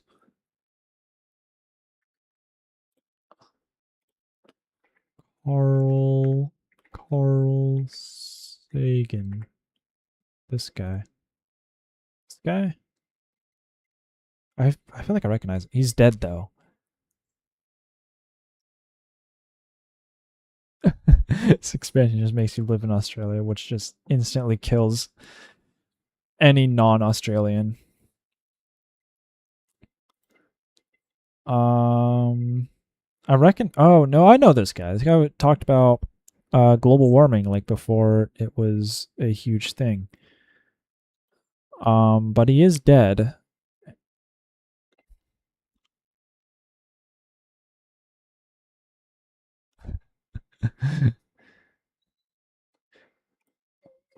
Get Steve to make the kaiju gorilla feel safe and loved so it'll drop its guard.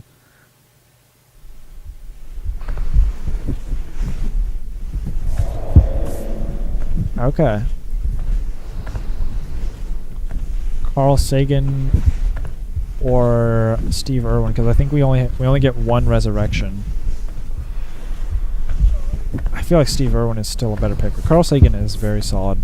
I think we just stick with Neil deGrasse Tyson as our physicist, smart guy. He probably knows something of how to manipulate the gravity to fuck over the gorilla in some sort of way. I would hope. That leaves us with 3 more picks. I feel like we go back to the fighters, or I feel like we need a tank, someone that can just absolutely, just, you know, the gorilla will wail on him and he won't feel a thing. And I don't know if you guys know who this is, but I think I got a great one. I'm also going to show you here. EDP 445. There's not really any great photos here. Maybe if I go here. Here we go. This dude is fucking... Oh, this is a video. The full documentary on What's up, EDP. Charlie?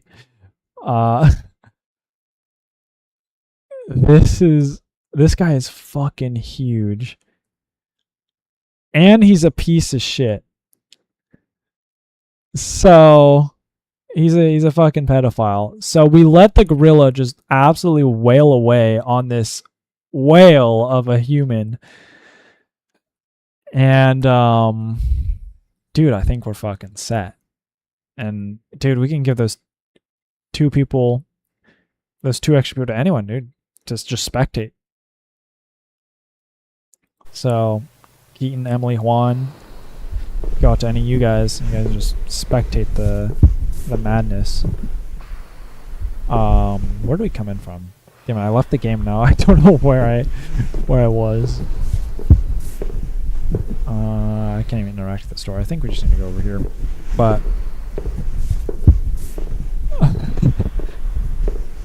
does that sound pretty solid? Do you think we're in?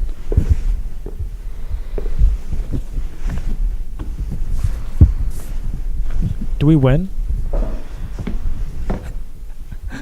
You're gonna suggest EDP as the bait for the physicist and Steve Irwin, yeah. Is it gonna close? I feel like it should close, huh? Hello? Hello? The fuck?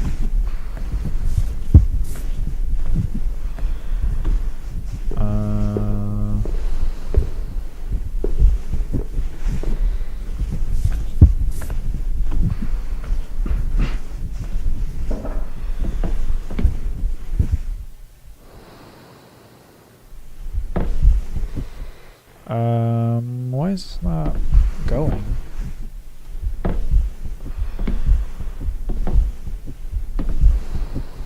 Where's the trigger for it? Oh, is this a fate? I swear I went into this one last time.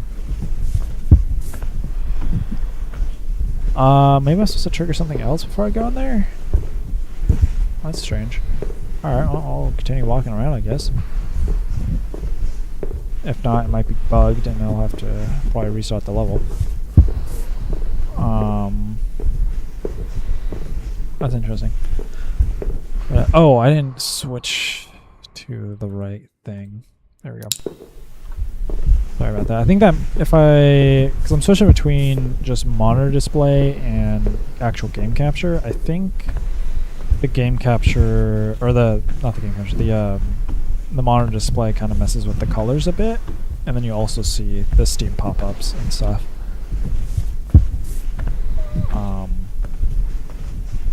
Which is not the worst, but no, I feel like that elevator is where we're supposed to go, but I'm just gonna. I think there was another path back here. Oh no. But I think we've solved it. I think we've saved humanity from the gorilla takeover. Good work, guys. Good work.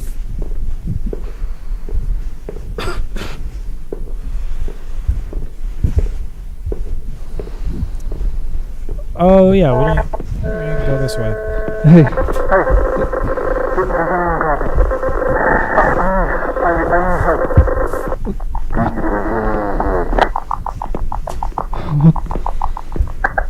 What the fuck is... Hello? Is there anyone there?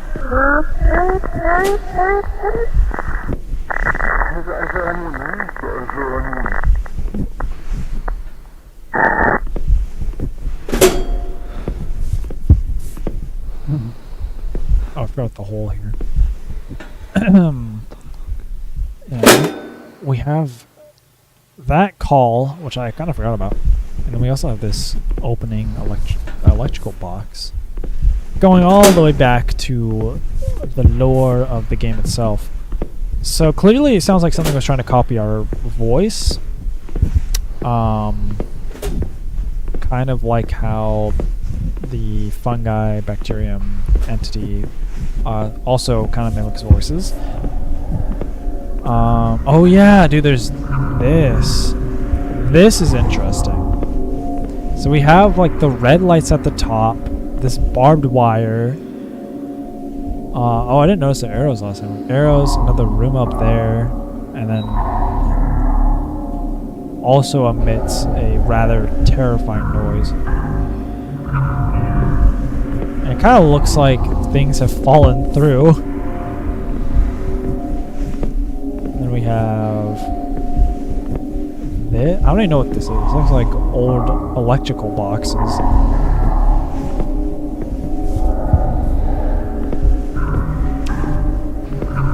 And then we'll see a couple more openings like that. So I'm guessing that elevator isn't supposed to work because I think I'm supposed to go over here.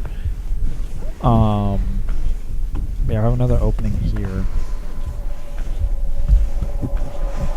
And this one, instead of being a red light, I can't walk off. I thought I was about to walk off, but I can't.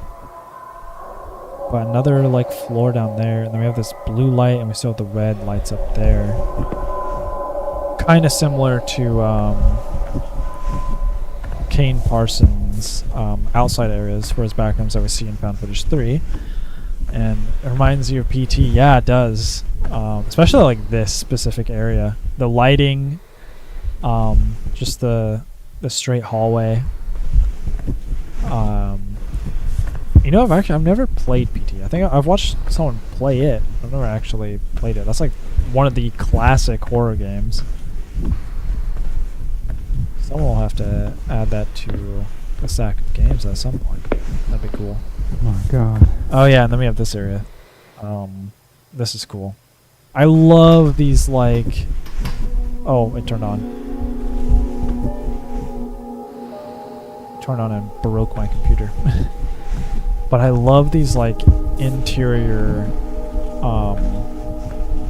buildings or like suburbs that are trying to look like exterior. Like, this is one great example of it, but there's a lot of others examples of it throughout Backrooms content. That I don't know, there's something about it I really like.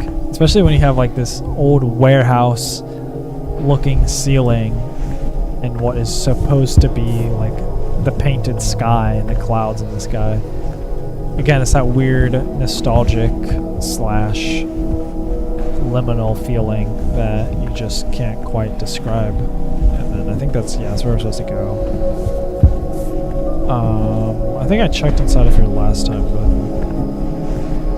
I'm gonna check inside each building. So here we have keys and what looks to be a leftover plate. But yeah, these sort of rooms are very interesting. And if you go into like the Backrooms wiki lore, which again is kind of like a collection of fan-made additions to Backrooms lore. I would say very similar to like kind of how the SCP Foundation website works. gonna buy a warehouse and make little houses for and live with your friends. Sounds nice. You know, maybe rent won't be too bad. It's like we all make our own little communities and the government can't touch us anymore.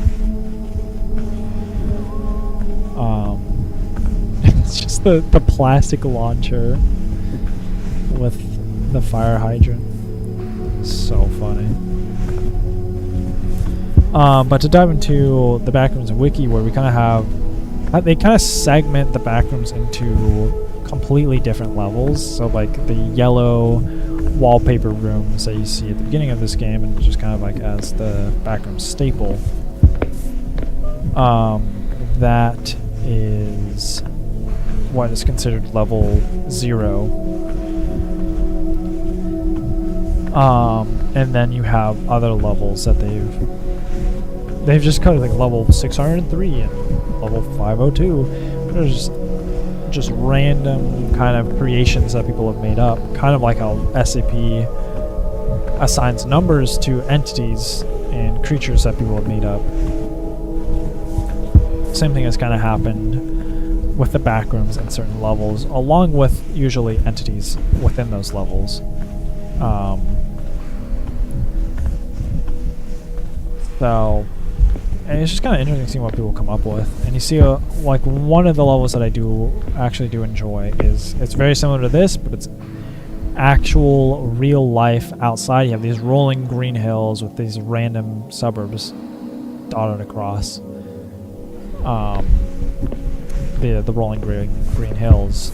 And I don't remember if there's like any entities in there, but yeah, it is interesting. Usually each level has its own like unique entity. Yes, like the pool rooms. The pool rooms is its own level in the wiki.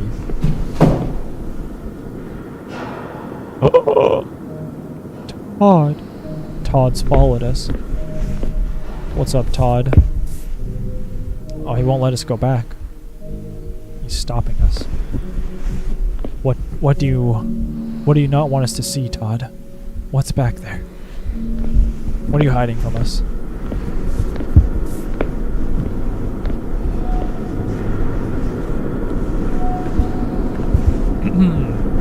Or even like these printed walls of the clouds in a bright blue sky.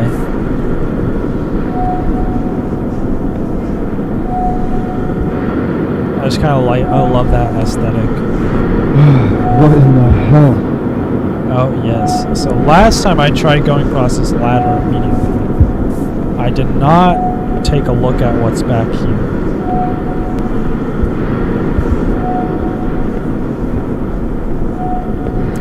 He can't fit through the doors. Yeah, I didn't. I guess I didn't really think about it that way. But it seems like somehow, some way, he always finds a way back to us, despite the size of the hallways and the rooms. So I'm curious if there is actually anything back here. I did not explore this last time. And like I thought, it's a fucking dead end. Okay. Yeah, I would have thought that there would have been a secret room back there, but I guess not. You know, some more electrical equipment and some more lag when I turn to face this area. This area is cool. I think I mentioned this before. It reminds me of a Halo Combat Evolved map where it's two ships, but like it's been like split in half. And you also have like ladders and teleporters to go between each half. It's very cool. But this is... I also really like this sort of style.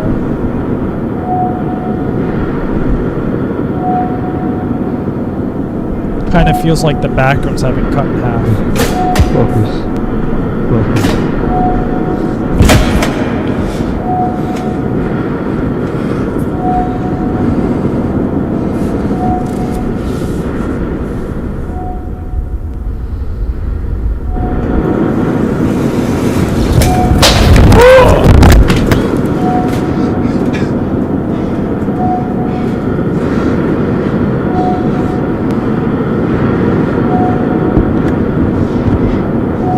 Made it.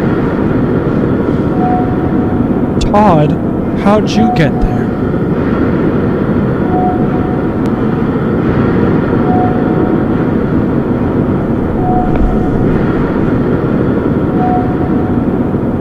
Dude, this is so cool.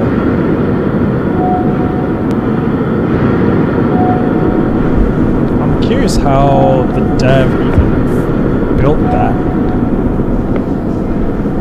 If he actually mapped it all out, or if there's like some clever visual trick. It's also very loud in there.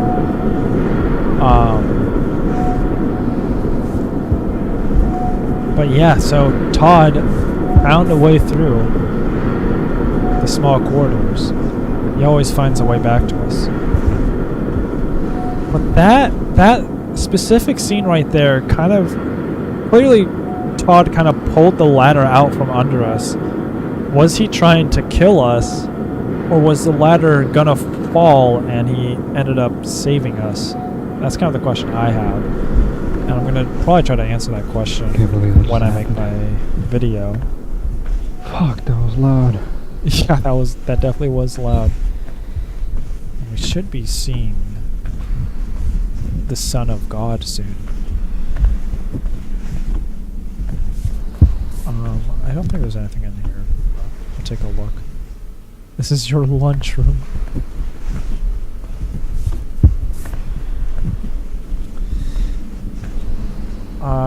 You know, I work remotely nowadays, as those of you who are close to me know.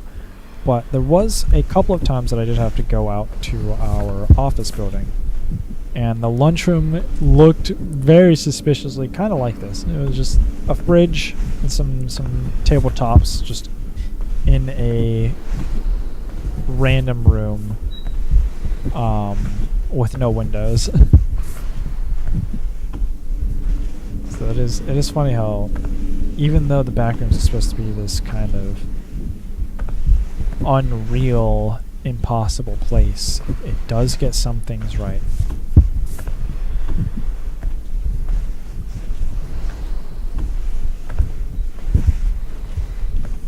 But yeah, we should be approaching the ending soon. And we should be seeing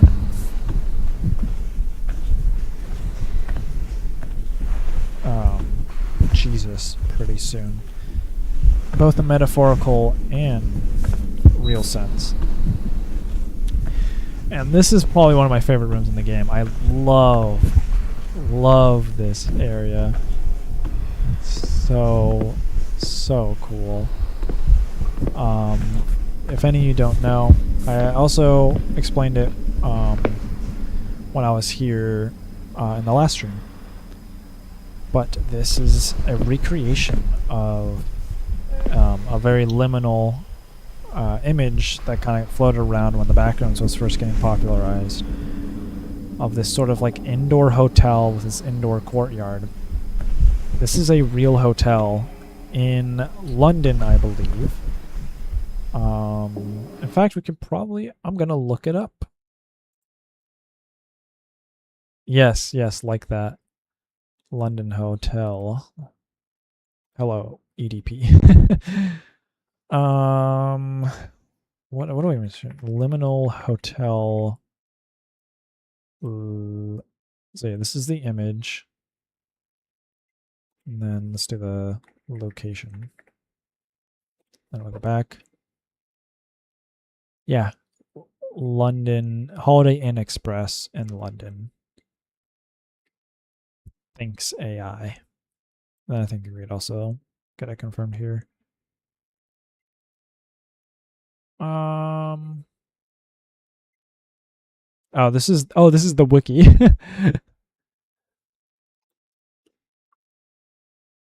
Interesting. Anyways, it's kind of cool that it gets recreated in this game.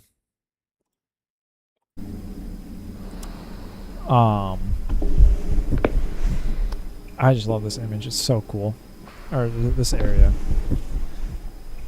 If I ever go to London at some point, I will definitely visit this hotel. It's so funny. Like up here is just a real bridge that just goes through the hotel and it just overlooks a courtyard. It's so weird. Whoops. Oh, now it's dark. Yeah, it would be cool to stay there. Yeah, it's just staying in like one of the hotel rooms that overlooks the courtyard at all times. God, that'd be awesome. Also, like this style of room I really like. I think I already mentioned this earlier this stream. But kind of like it opens up and you can tell that there's more stuff beyond this little opening here in that room above, but you just can't quite reach it. It's pretty cool. Oh, do a double booking at that hotel while checking out the Minecraft land. That's right. They are making that the theme park in London. Such a funny place to put it.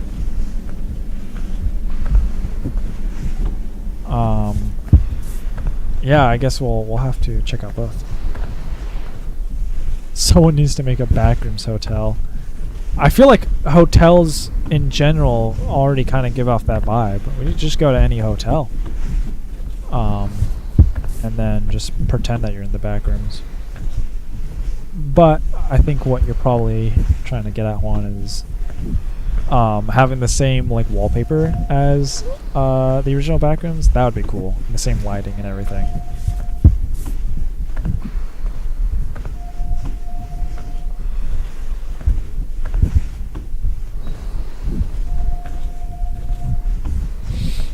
Alright, we should be approaching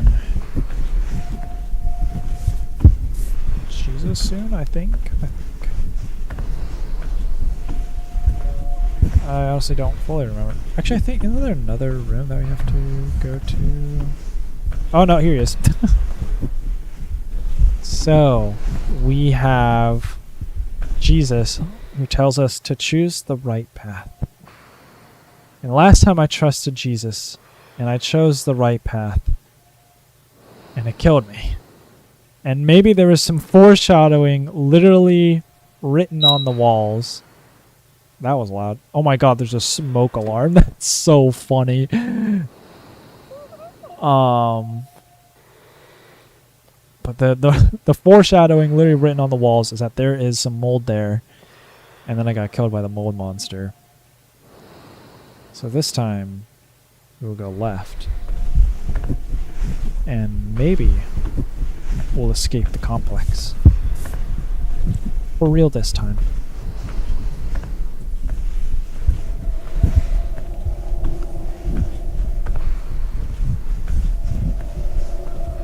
So we got some.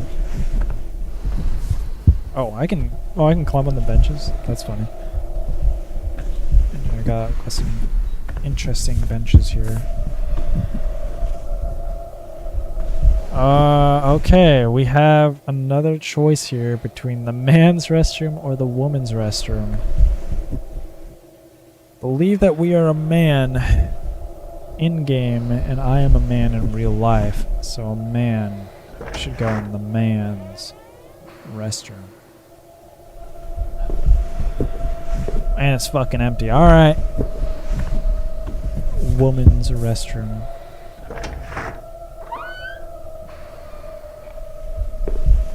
Oh, fuck me. Oh, it's a crawl space. We, lower crawl spaces. Church pews. Yeah, that could be what those are. That would make sense since Jesus is there.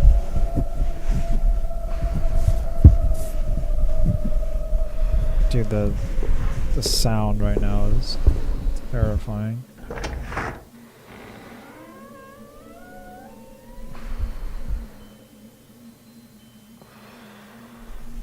Huh. Sir. What is this? Whoa. Whoa. Oh, what the hell? Oh. Oh, it's just black. Huh? Oh, a light. Yes. We go towards the light. We are a moth.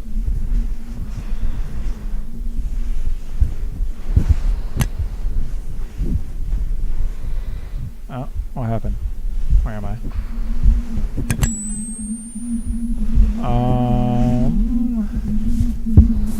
Okay. Oh, wait a second. This is the intro. But I know this place. I know this place. Please tell me I'm back. Oh, come on. Please, man.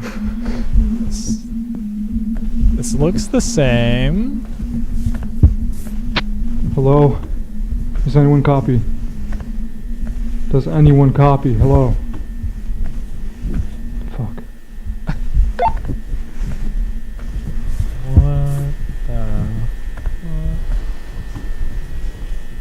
Yeah, this is the same so far.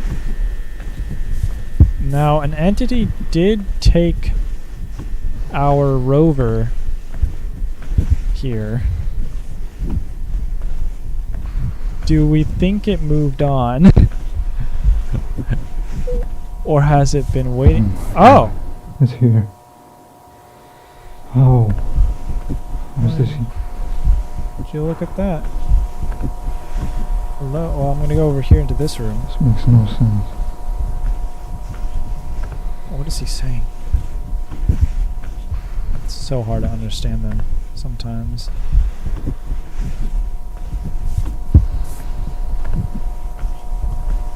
Are we gonna escape the back rooms? Is it possible? There's our little guy.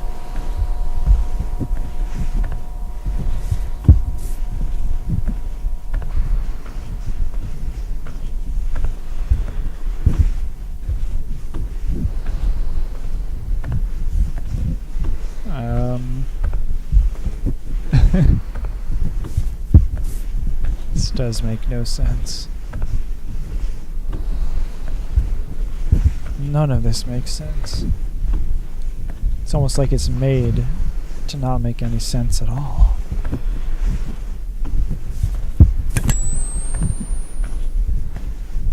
Friends! Where are my friends at? Where are my homies at?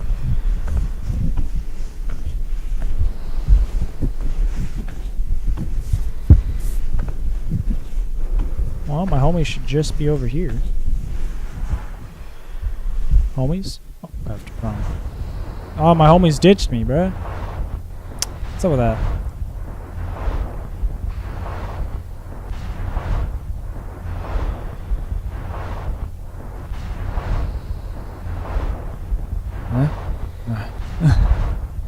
Dude, I have a feeling my tootsies are gonna get yanked the second I get close to the exit here. Eh? Eh? Oh.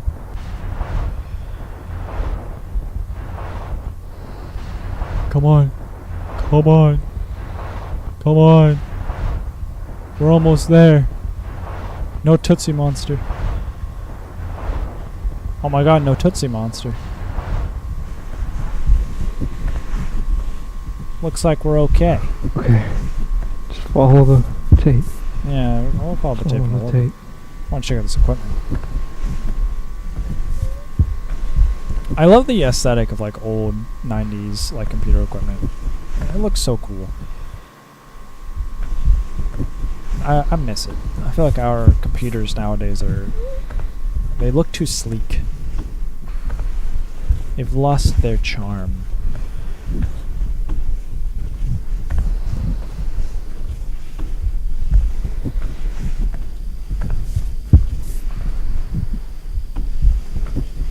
Okay.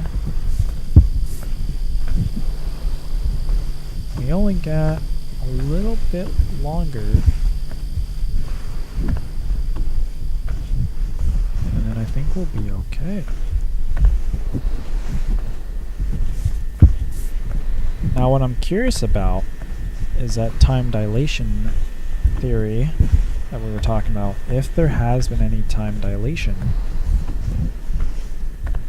since our disappearance, maybe we're back and it's like a couple years later. Maybe we're back and it's a couple years in the past.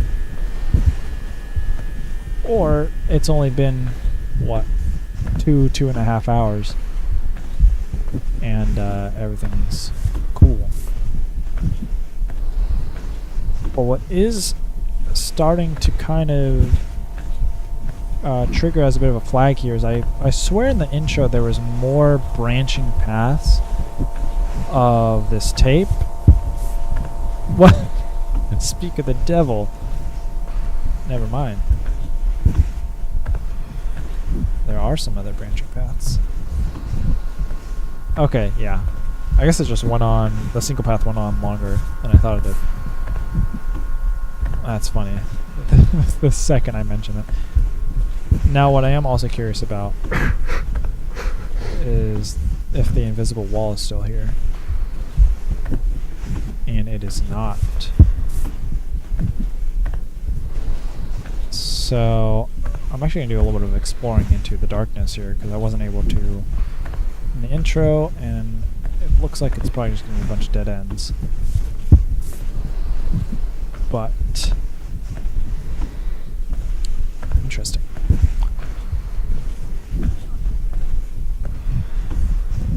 So I'm curious why they make, because that didn't really go very far. I was expecting that to go even further if they open it up. And I guess it would be like the prologue instead of the intro.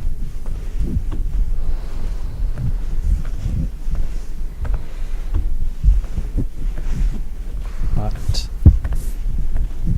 I guess everything's okay. I think we're gonna make it back.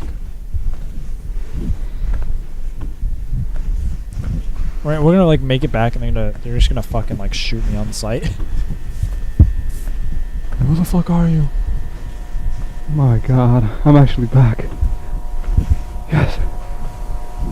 Huh? No. Huh? No.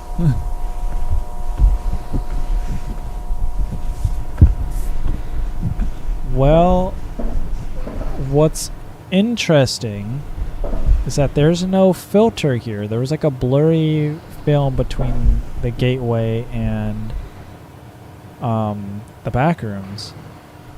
And that's not there. This is leading me to suspect that this Hello? might be another Guys. section of the back rooms, and it looks to be a little tattered. now I can actually explore up here. Oh, again, yeah, these old computers. Oh, let's say something. Zoom and enhance. I can't. Wait. Oh, wait. No, what I can do? I forgot I had this. Oh, read it. Oh, I can't read it. I can read it. Oh, okay.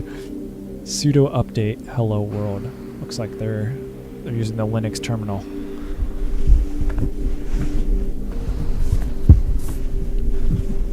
So maybe we're here Is in there the anyone future. here? Where is everyone?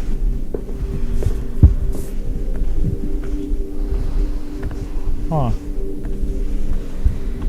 No signal.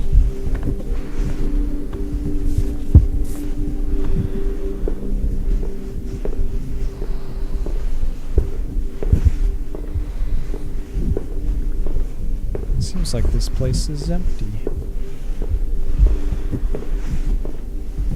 There's an elevator. It's gonna open.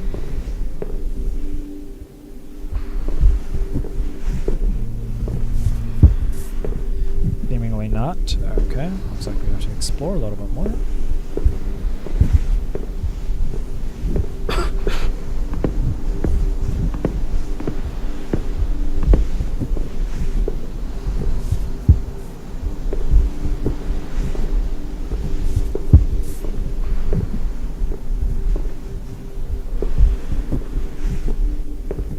What's concerning me also is that we have these windows of darkness, similar to what we saw in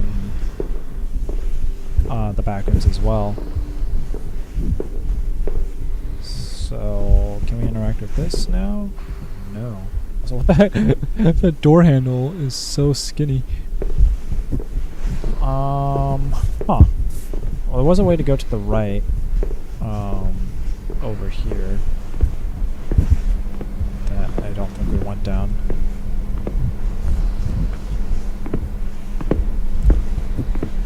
This is interesting. Again, this complex kind of feels pretty similar to how the one in Kane Parsons stuff is created. Yeah, there's these stairs here.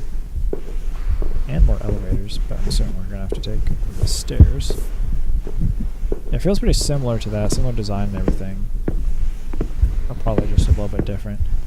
Now I hope this isn't the SCP version of the stairs, because there's a stairs SCP where it's just infinite stairs, and then there is a creature of sorts following you. We go to the food court, we go to the left.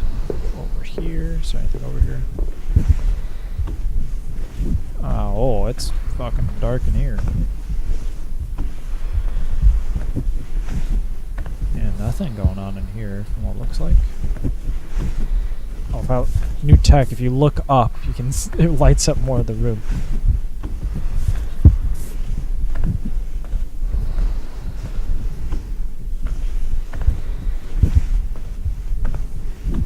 Oh, whoa. Hello. Hello. Hello, hello. Got the Magwave sign.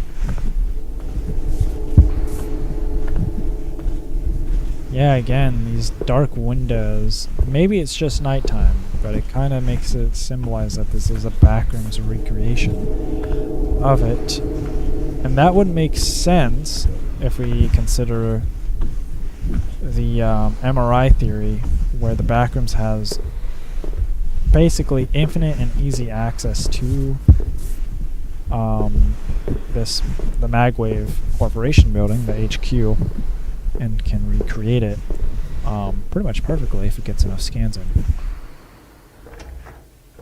I'm curious what this game has in store for us. And these are It's locked. Oh, thank you.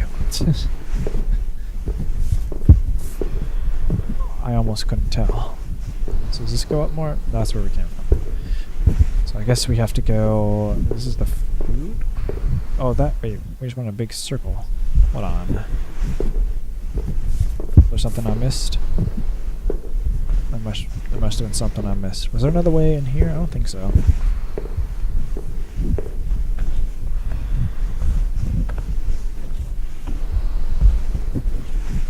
I also can no longer sprint. So I said hello in there, but there is another path over here. Okay. Ceiling tech, ceiling tech. Doesn't really work that well. We have another projector screen. This one also say no signal. Yes. And even that is a little suspicious. Like, you would think if they were closing the place down that they would just turn off the projectors instead of just leaving it on with no signal.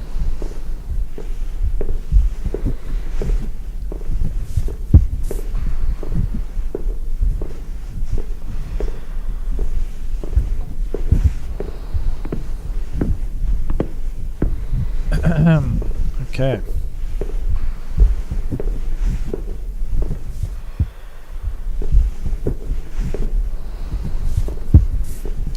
Yeah. In the future, has the threshold been closed by Exit. now? Yes. And since it's been there for so long, it could. That red light is suspicious. But yeah, since it's been there so long, you could create a perfect copy of stuff. Oh yeah, that seems like a normal exit. I'm sure the parking lot's out there. What's that? Or maybe we've been in there so long that the universe is, or the solar system has experienced the heat death of the sun, I'm not out. and we just happen to come back in the middle of that.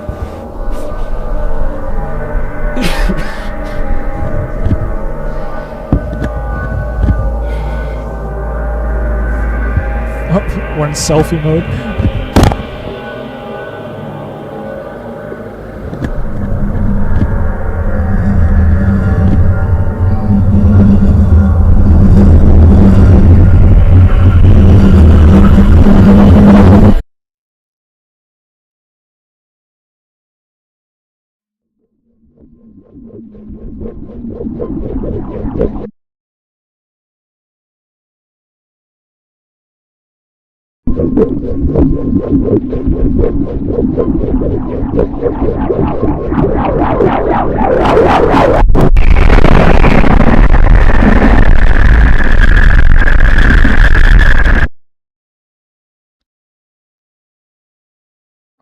Okay.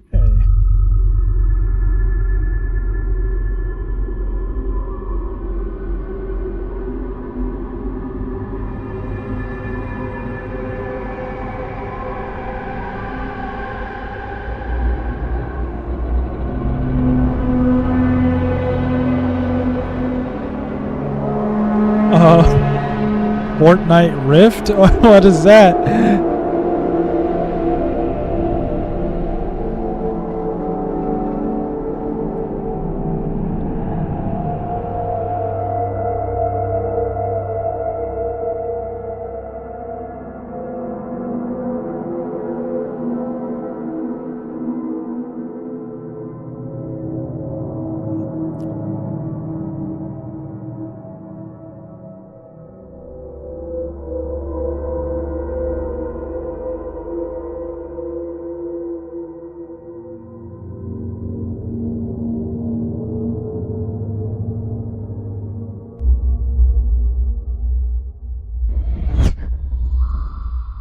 Okay. And there's the first ending.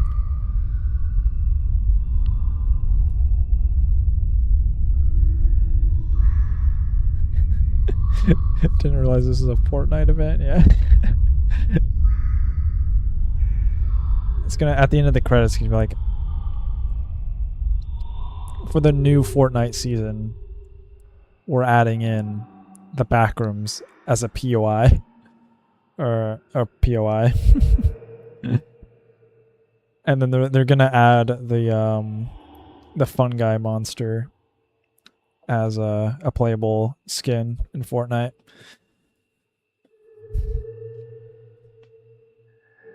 I guess this game was always just an ad for Fortnite. It's so funny that it looked exactly like that. Okay. And then this video will still take us here. Yeah. Okay, so I think there's people that haven't seen this video yet in chat, so I'll play this video and then oh wait, I'm not on the right thing. There we go.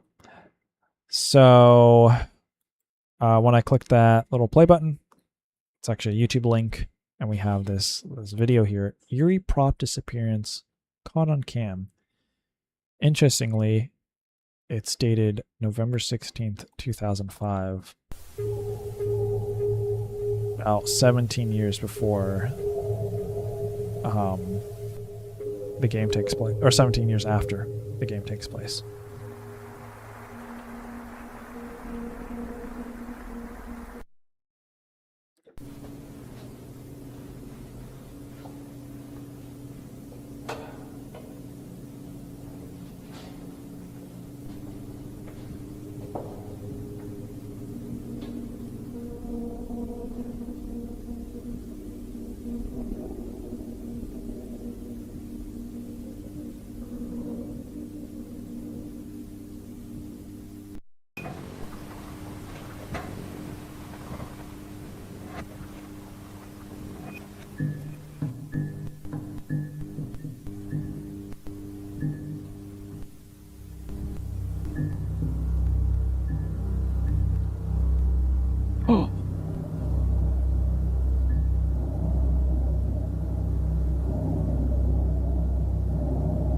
Where'd Todd go?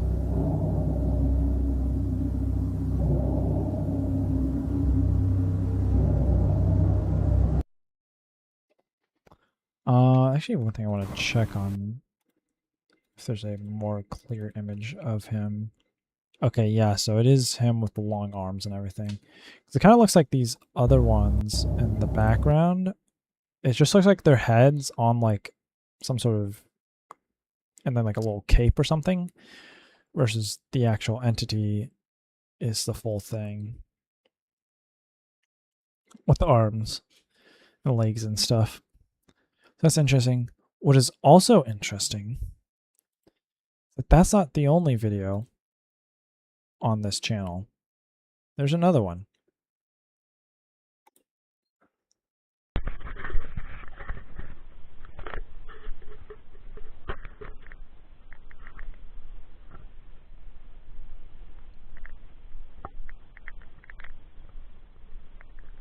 This was in 2019, January 1st.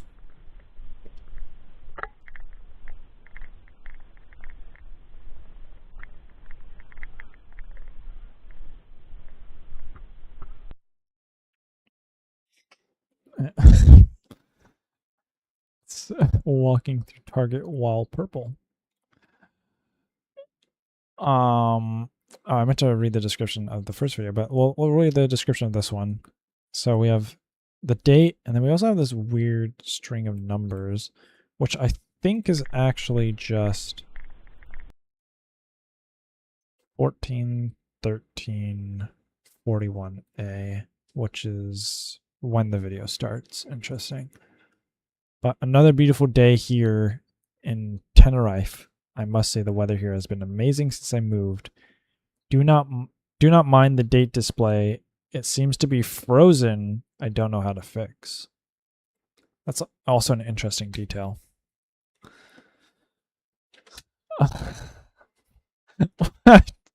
Minecraft, at every step I get cracked by a femboy. I have built this For You page brick by brick. Okay, and then the other description here is my first post on here. My buddy worked at some show business back in the day and just recently showed me the security footage. I find it strange to say the least. No one he worked with seemed to care that much. They said it could have been stolen, but this to me shows otherwise. Strange world we live in. So again, some lore here. But what's confusing is this video in particular.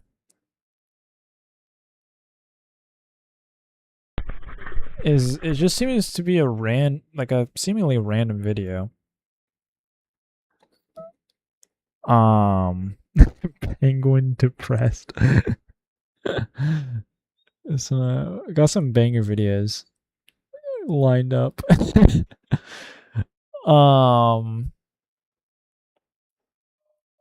But yeah, this one confused me. And another beautiful day here in Tenerife. And I looked this up last stream. I believe this is like the capital city of, yeah, the Canary Islands.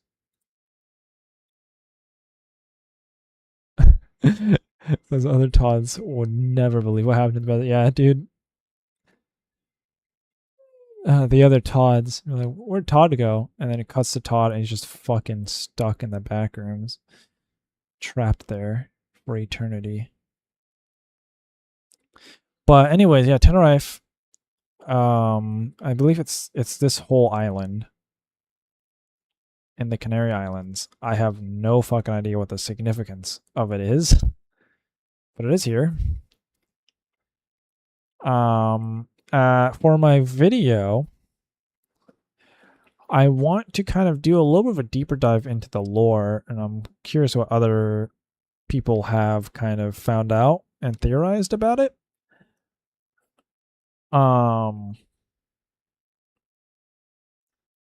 But yeah, this video in particular really confuses me. And even this do not mind the date display, it seems to be frozen on the 1st of January in 2019.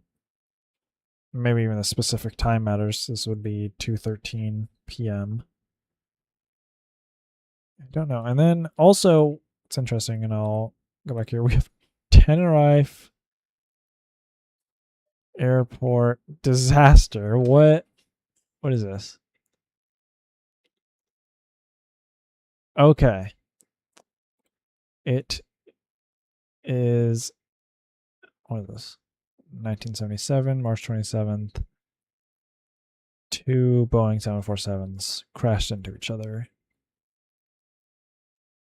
killing almost 600 people, and it's been considered the deadliest accident in aviation history. Okay. Wow. That is dark. I was curious if this had anything to do with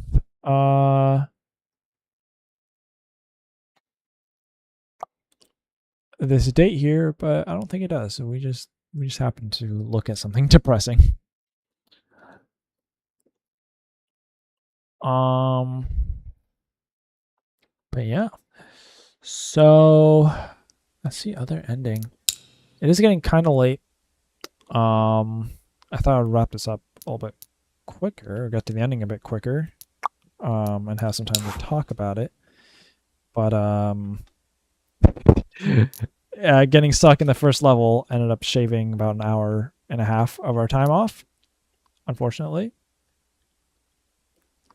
But yeah, definitely some interesting stuff to get into. And yeah, I think for my video, I'm definitely going to kind of dive a bit more into the lore and the theorizing behind it. I'm curious how much it matches up to Kane Parsons. It seems like even the MRI theory seems to be prevalent in this one, especially when we get basically an exact replica of the entrance to the back rooms, like recreating that whole Magwave corporate building pretty much perfectly. I think kind of coincides with the MRI theory, where it scans the nearby areas from a null zone and then accurately can recreate that in the back rooms. So I think that more or less proves that, or heavily implies that functionality. And then second, another interesting thing is in that final title card where we see Magwave and the Magwave sign, and it's overgrown by plants and stuff.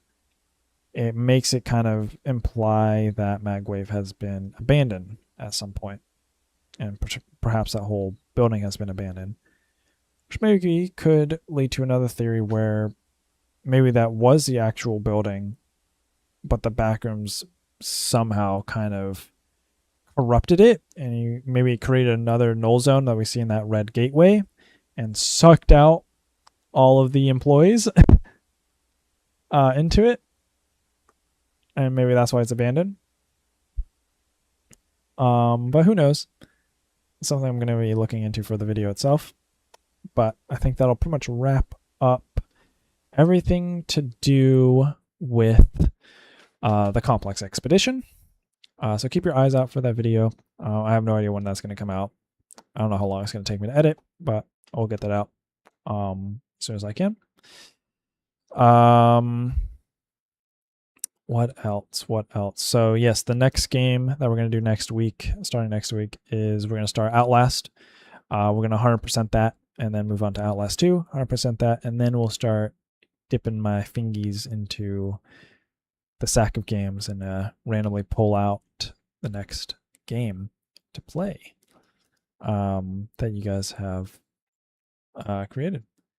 Yes, I agree. This was a fun one. It was a pretty cool game. It's probably the best Backrooms game I've played.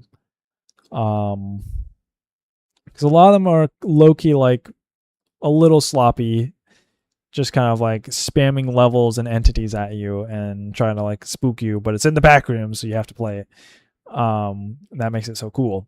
But this one actually kind of follows a grounded story and a grounded backrooms that feels alive. And you have like a couple entities chasing you down, but it's not in your face. It's not you turn a corner and it's like, fuck, an entity, and now I gotta run around in the backrooms.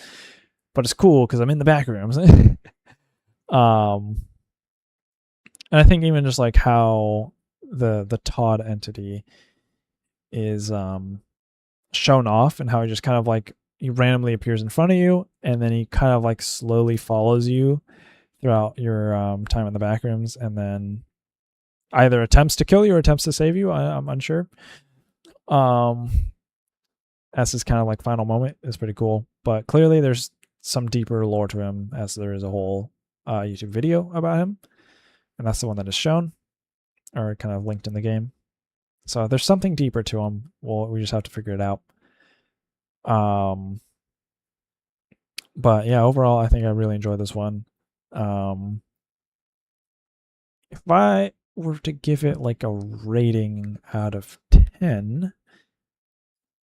I think I would give it like a solid 8. Maybe like I think an 8. Because there is a plot, but it's kind of hidden. Maybe once I like actually dig a bit deeper into it, and explore it a bit more, then the actual plot and the lore will come out to me, and then probably enjoy it more. But on the surface level, you just kind of walk. The plot is like you walk through the back rooms, and there are some cool set pieces. I think he does a really good job of kind of recreating what Kane Parsons does with his backrooms, but in a video game sense, something that's actually interactable and walkable in. You have the entities, but they're not in your face. You just kind of have the fungi mold entity just kind of like dipping its tendrils at you, kind of peeking at you from around the corner. Get those like mini jump scares, but it's not like, again, not in your face, that I really appreciate. And then you have Todd just kind of lurking behind you, kind of being this weird being that you don't really know if it's threatening, if it's good, or if it's just kind of there. I think they do a good job with that. And the sound design is one of the best sound designs I've had in a video game. It's really, really good. They do a great job.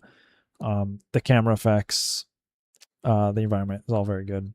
But again, I think the one unfortunate thing about a lot of these backrooms games is that they are kind of just a walking simulator. You just fucking walk around, and it's like, it's cool when you see cool new rooms, but when you kind of get stuck in a loop where you get kind of stuck in the same style of room for a while, it can get a little stale and boring. But once you get introduced to like the new rooms, which I think this game does a good job of doing, definitely feels a lot better. I will say the first levels, there's apparently multiple of them. very, very good, very cool. I think it really helps create that sense of the focus on the space itself.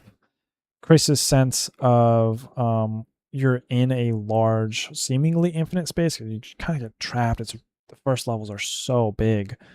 I think he does a great job of that. I think the unfortunate thing about the later levels is that they are a lot more linear. There's like maybe an extra room or two or a hallway or two off shooting from the main path, but there is really only one path to go down. And it leads you directly to the elevator, which I think is a little unfortunate. I think there's there's definitely a couple rooms like that, especially that one room where it's like you're in that what looks to be like a kid's play center or like a daycare. Like that level is so linear and short too, but not a huge fault to the game. I think it's still pretty solid. I liked it. Actually, one thing I did just get reminded of is I did want to check if there is a third random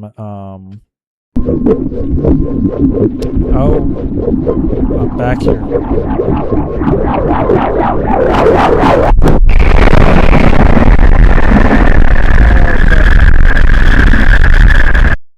Well, I was gonna say I was gonna check for if there's another different first level. But I just replayed the cutscene for some reason. Can I skip this? I can't skip this. We're stuck in this. I'm gonna turn down the game a little bit. Oh, actually, I'm not even streaming it. Let me turn it down a little bit more, to be honest. But yeah, as we're kind of wrapping up the stream here, let's say we have a few people left. What I do at the end of every stream now is whoever's at the end of the stream, you can comment. First to comment, we'll be able to get a free game suggestion into the sack of games. Again, that's just kind of like the whole sack of games series, which is this game kicked off, is at the end of every game that I play, I dig through this collection of games that have been suggested by viewers, and I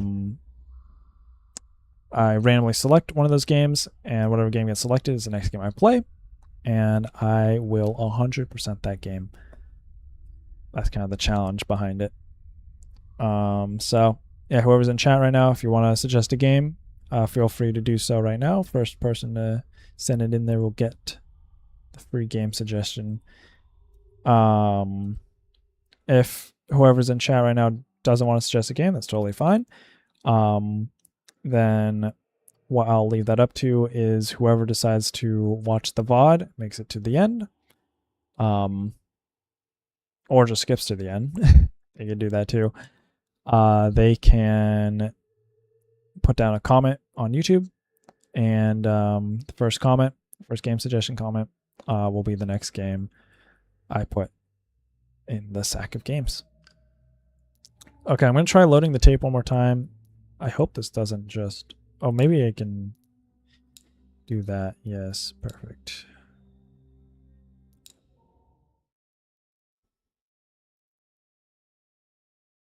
I'm just going to check if there's a third thing. I'm not going to go through it if there is. I'm just curious if there is another one, or if it's going to put us back into either the Chili's or the one that we saw today. And then I'll end stream after that. There should be a skip intro. So I'm curious where this will put us.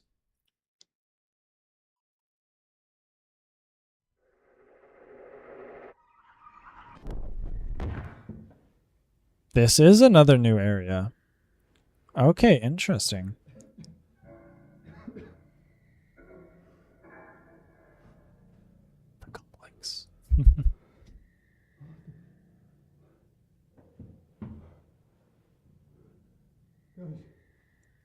Yes, it is 100%ing whatever game gets selected. Again, after I'm just gonna switch to my webcam.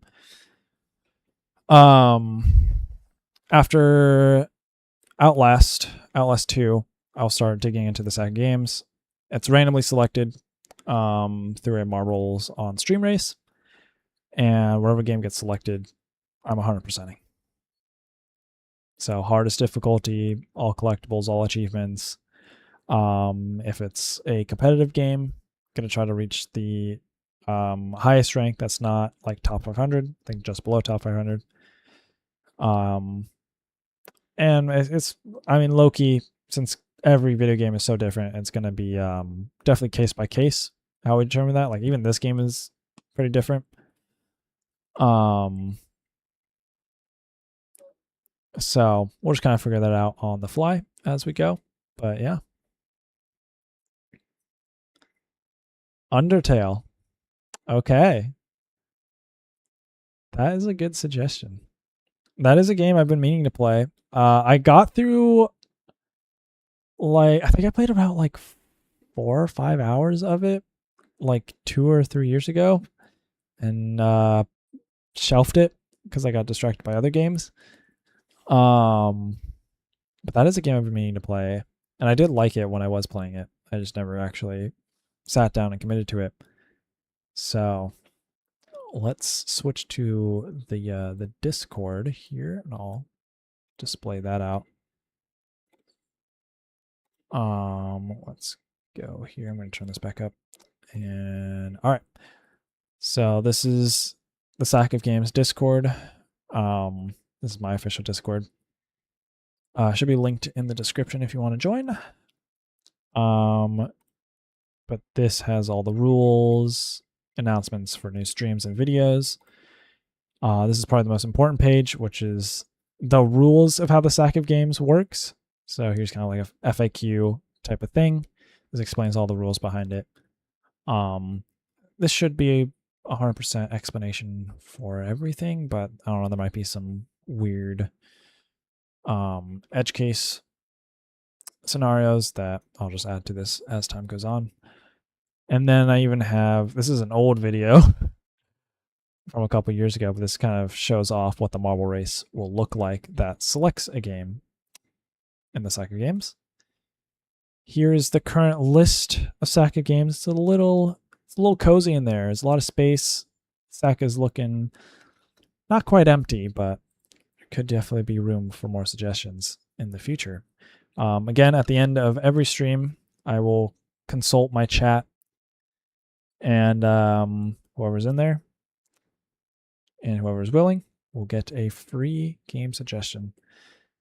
Just kind of an incentive to stick around to the end of the stream. Because the main goal of this is I have the donation thing in place just to kind of keep spam away, not so much to be like, give me money. Because like, in all honesty, I don't want your money. I just want people to enjoy my content. So that's why I'm keeping it at the end of the stream. All right. Bye, Emily. Have a great night. Thanks for joining in, and I hope to see you in future streams. Yeah, we'll wrap up the stream here pretty soon, because I also have to go to bed. Us 9 to 5ers gotta go to sleep early. But yeah, this is the list of games I have in so far. So we have Hunter Call of the Wild. I really hope this doesn't get picked because there's so much fucking content for this game. And it is not the most interesting game of all time. But it could be there might be some interestingness to 100% it. I don't know. This is my own suggestion. I put this in because I want to do this at some point. We have a Halo Master Chief Collection. One of my favorite games of all time. My favorite game series of all time, for sure. This game has just a ridiculous amount of achievements. And I think it'd be really fun to 100% it at some point. I've been meaning to 100% it at some point. This gives me a good excuse to do so. The Walking Dead, the Telltale game, was suggested by Zertz here. This guy is the first random to join my Discord. Let's go, Zertz. W's in the chat for Zertz. He suggested The Walking Dead, which I've never actually played that game, so I'll be interested to play it. And then we have Stalker 2. This was suggested by my good friend Noah. I love the Stalker games. They're really cool. I have not gotten the chance to play Stalker 2, which is the new one. So that should be really, really fun if that gets picked. But now we have our 5th entry. My dear old friend, Keaton the Schmeaton. We have Undertale. Very excited to play that. I hope that gets picked, because I know that game has a lot of different endings and like different ways to play the game. So I think a lot of secrets and stuff. So that'll be a really fun one, 200%. And great music. Blessed be Toby Fox. I just haven't had the chance to play it, so I hope that one gets picked. But yeah, that'll wrap up the stream. Thank you everybody for showing up. And I hope you all have a great night.